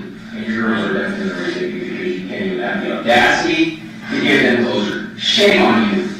That's terrible. Get out of this! Oh, so there's there's some anger now, huh? I told you from the beginning I did. Is that how you feel against him? No! It's not against him. I think you're just upset that you got obvious and. No? No. Personally, I think that, you weren't expecting him to move into your house so soon, so you had to go over to the house. They told him at his mom's house, so you wouldn't be the suspect. No.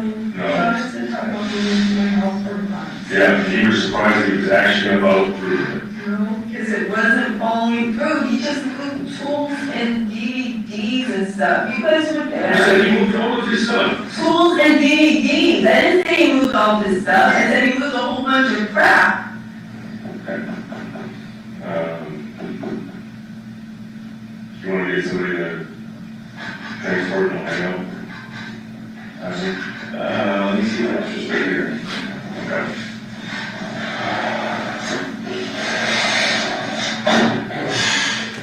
Do you understand that it does not sound even feasible?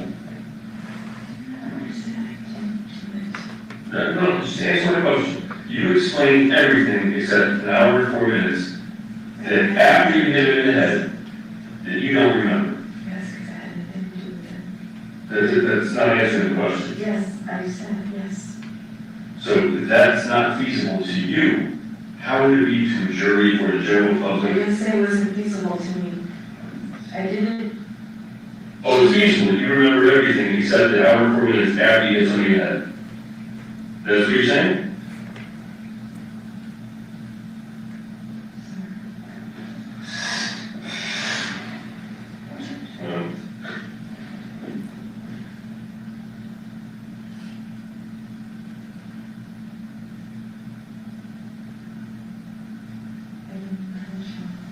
You can, I didn't show off his head. So I can say it over and over again. And I will continue to say it. I didn't say that from the beginning. what is, you have to have something for the hour and 4 minutes where he was murdered, that you were in the house. That's it. But that's the only time you don't remember. I didn't know I was there that long. It doesn't matter if you don't. But that's what I'm saying. I don't remember being there that long. I didn't know I left. Okay, so is it possible you did it, you don't remember? Yes, sir. It is very possible. Okay, how? Have you had moments in the past where you Yes. done stuff where Yes. this happened? Yes, there's things in my past where I cannot remember. And yes, I have talked to my doctor about it. Yes, they're trying to figure out what's going on with me. Yes. Okay, you don't have to tell me if you don't want to, but what is wrong with you that you say that? I you're trying don't to be know. hiding? They're testing me now. I went yesterday. For whatever reason, my brain tingled and then I blacked out. And I literally have it on documentation from the doctor, and they were trying to figure out what's going on with me. Okay, do you take Xanax or benzos or anything like that? I have a whole bunch of pills. and I don't know what they are because they're about 20 different syllables, and I don't know, but I didn't do this. I know I'm, Ever been diagnosed with mental illness or no. no? They were just testing me for everything. I just did an MRI, an EEG. They were doing a whole bunch of other tests. But yes, the last thing that's happened to me, I remember my brain starts tingling, and then I would wake up. I don't remember doing any of this. I know I don't remember being there that damn long. I remember getting my daughter's medication. I remember being home. I don't remember even hitting him like that. I know he was pissing me off, so I hit him, but it wasn't anything where he was dead. He was breathing. He definitely had his head on him. You guys are trying to say I did all this stuff. I did not. You don't remember, is what you're saying. You don't remember doing any of this. Okay. So that's it. There's a possibility you did, but you don't remember because you were locked out. I'm not a single person. You guys are telling me that I did all these things, and I'm like,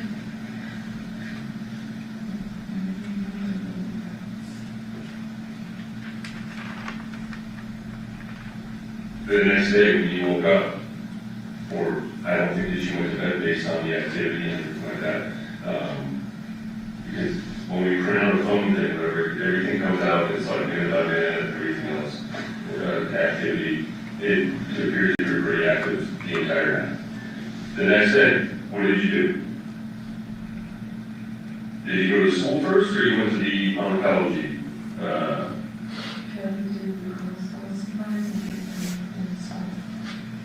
So you drove to the school? yes, Did you go to the oncology department first, or the school first? school first. Okay, and you got to the school?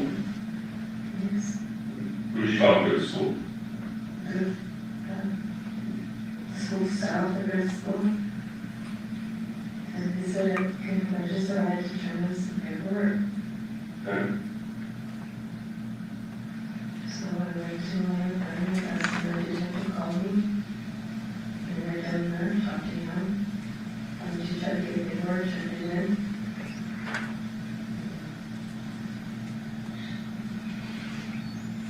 So we're working on all of this stuff, obviously it's whatever, but video scans from the school, video scans from the oncology place, all of this stuff, we have tons and tons. You told us like, hey, we stopped here at this gas station, whatever. So we spend the time, we go out there, boom. Detective, is that when your video storage ran out? It was. All right, Dave, before you move on, let me just say, I'll take the recess. Yes, ma'am. The rest of this will take us through the rest of the day.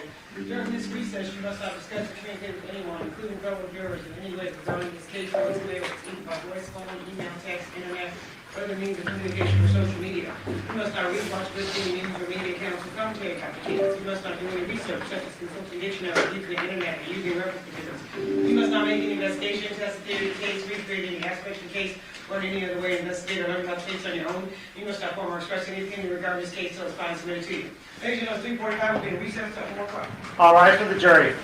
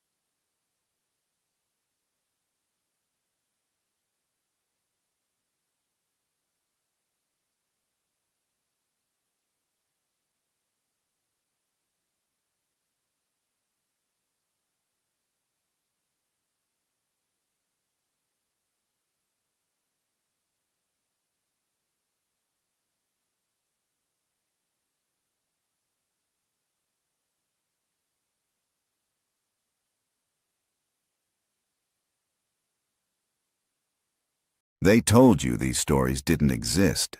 We're here to prove they do. Real footage, real crimes. No filter. For more true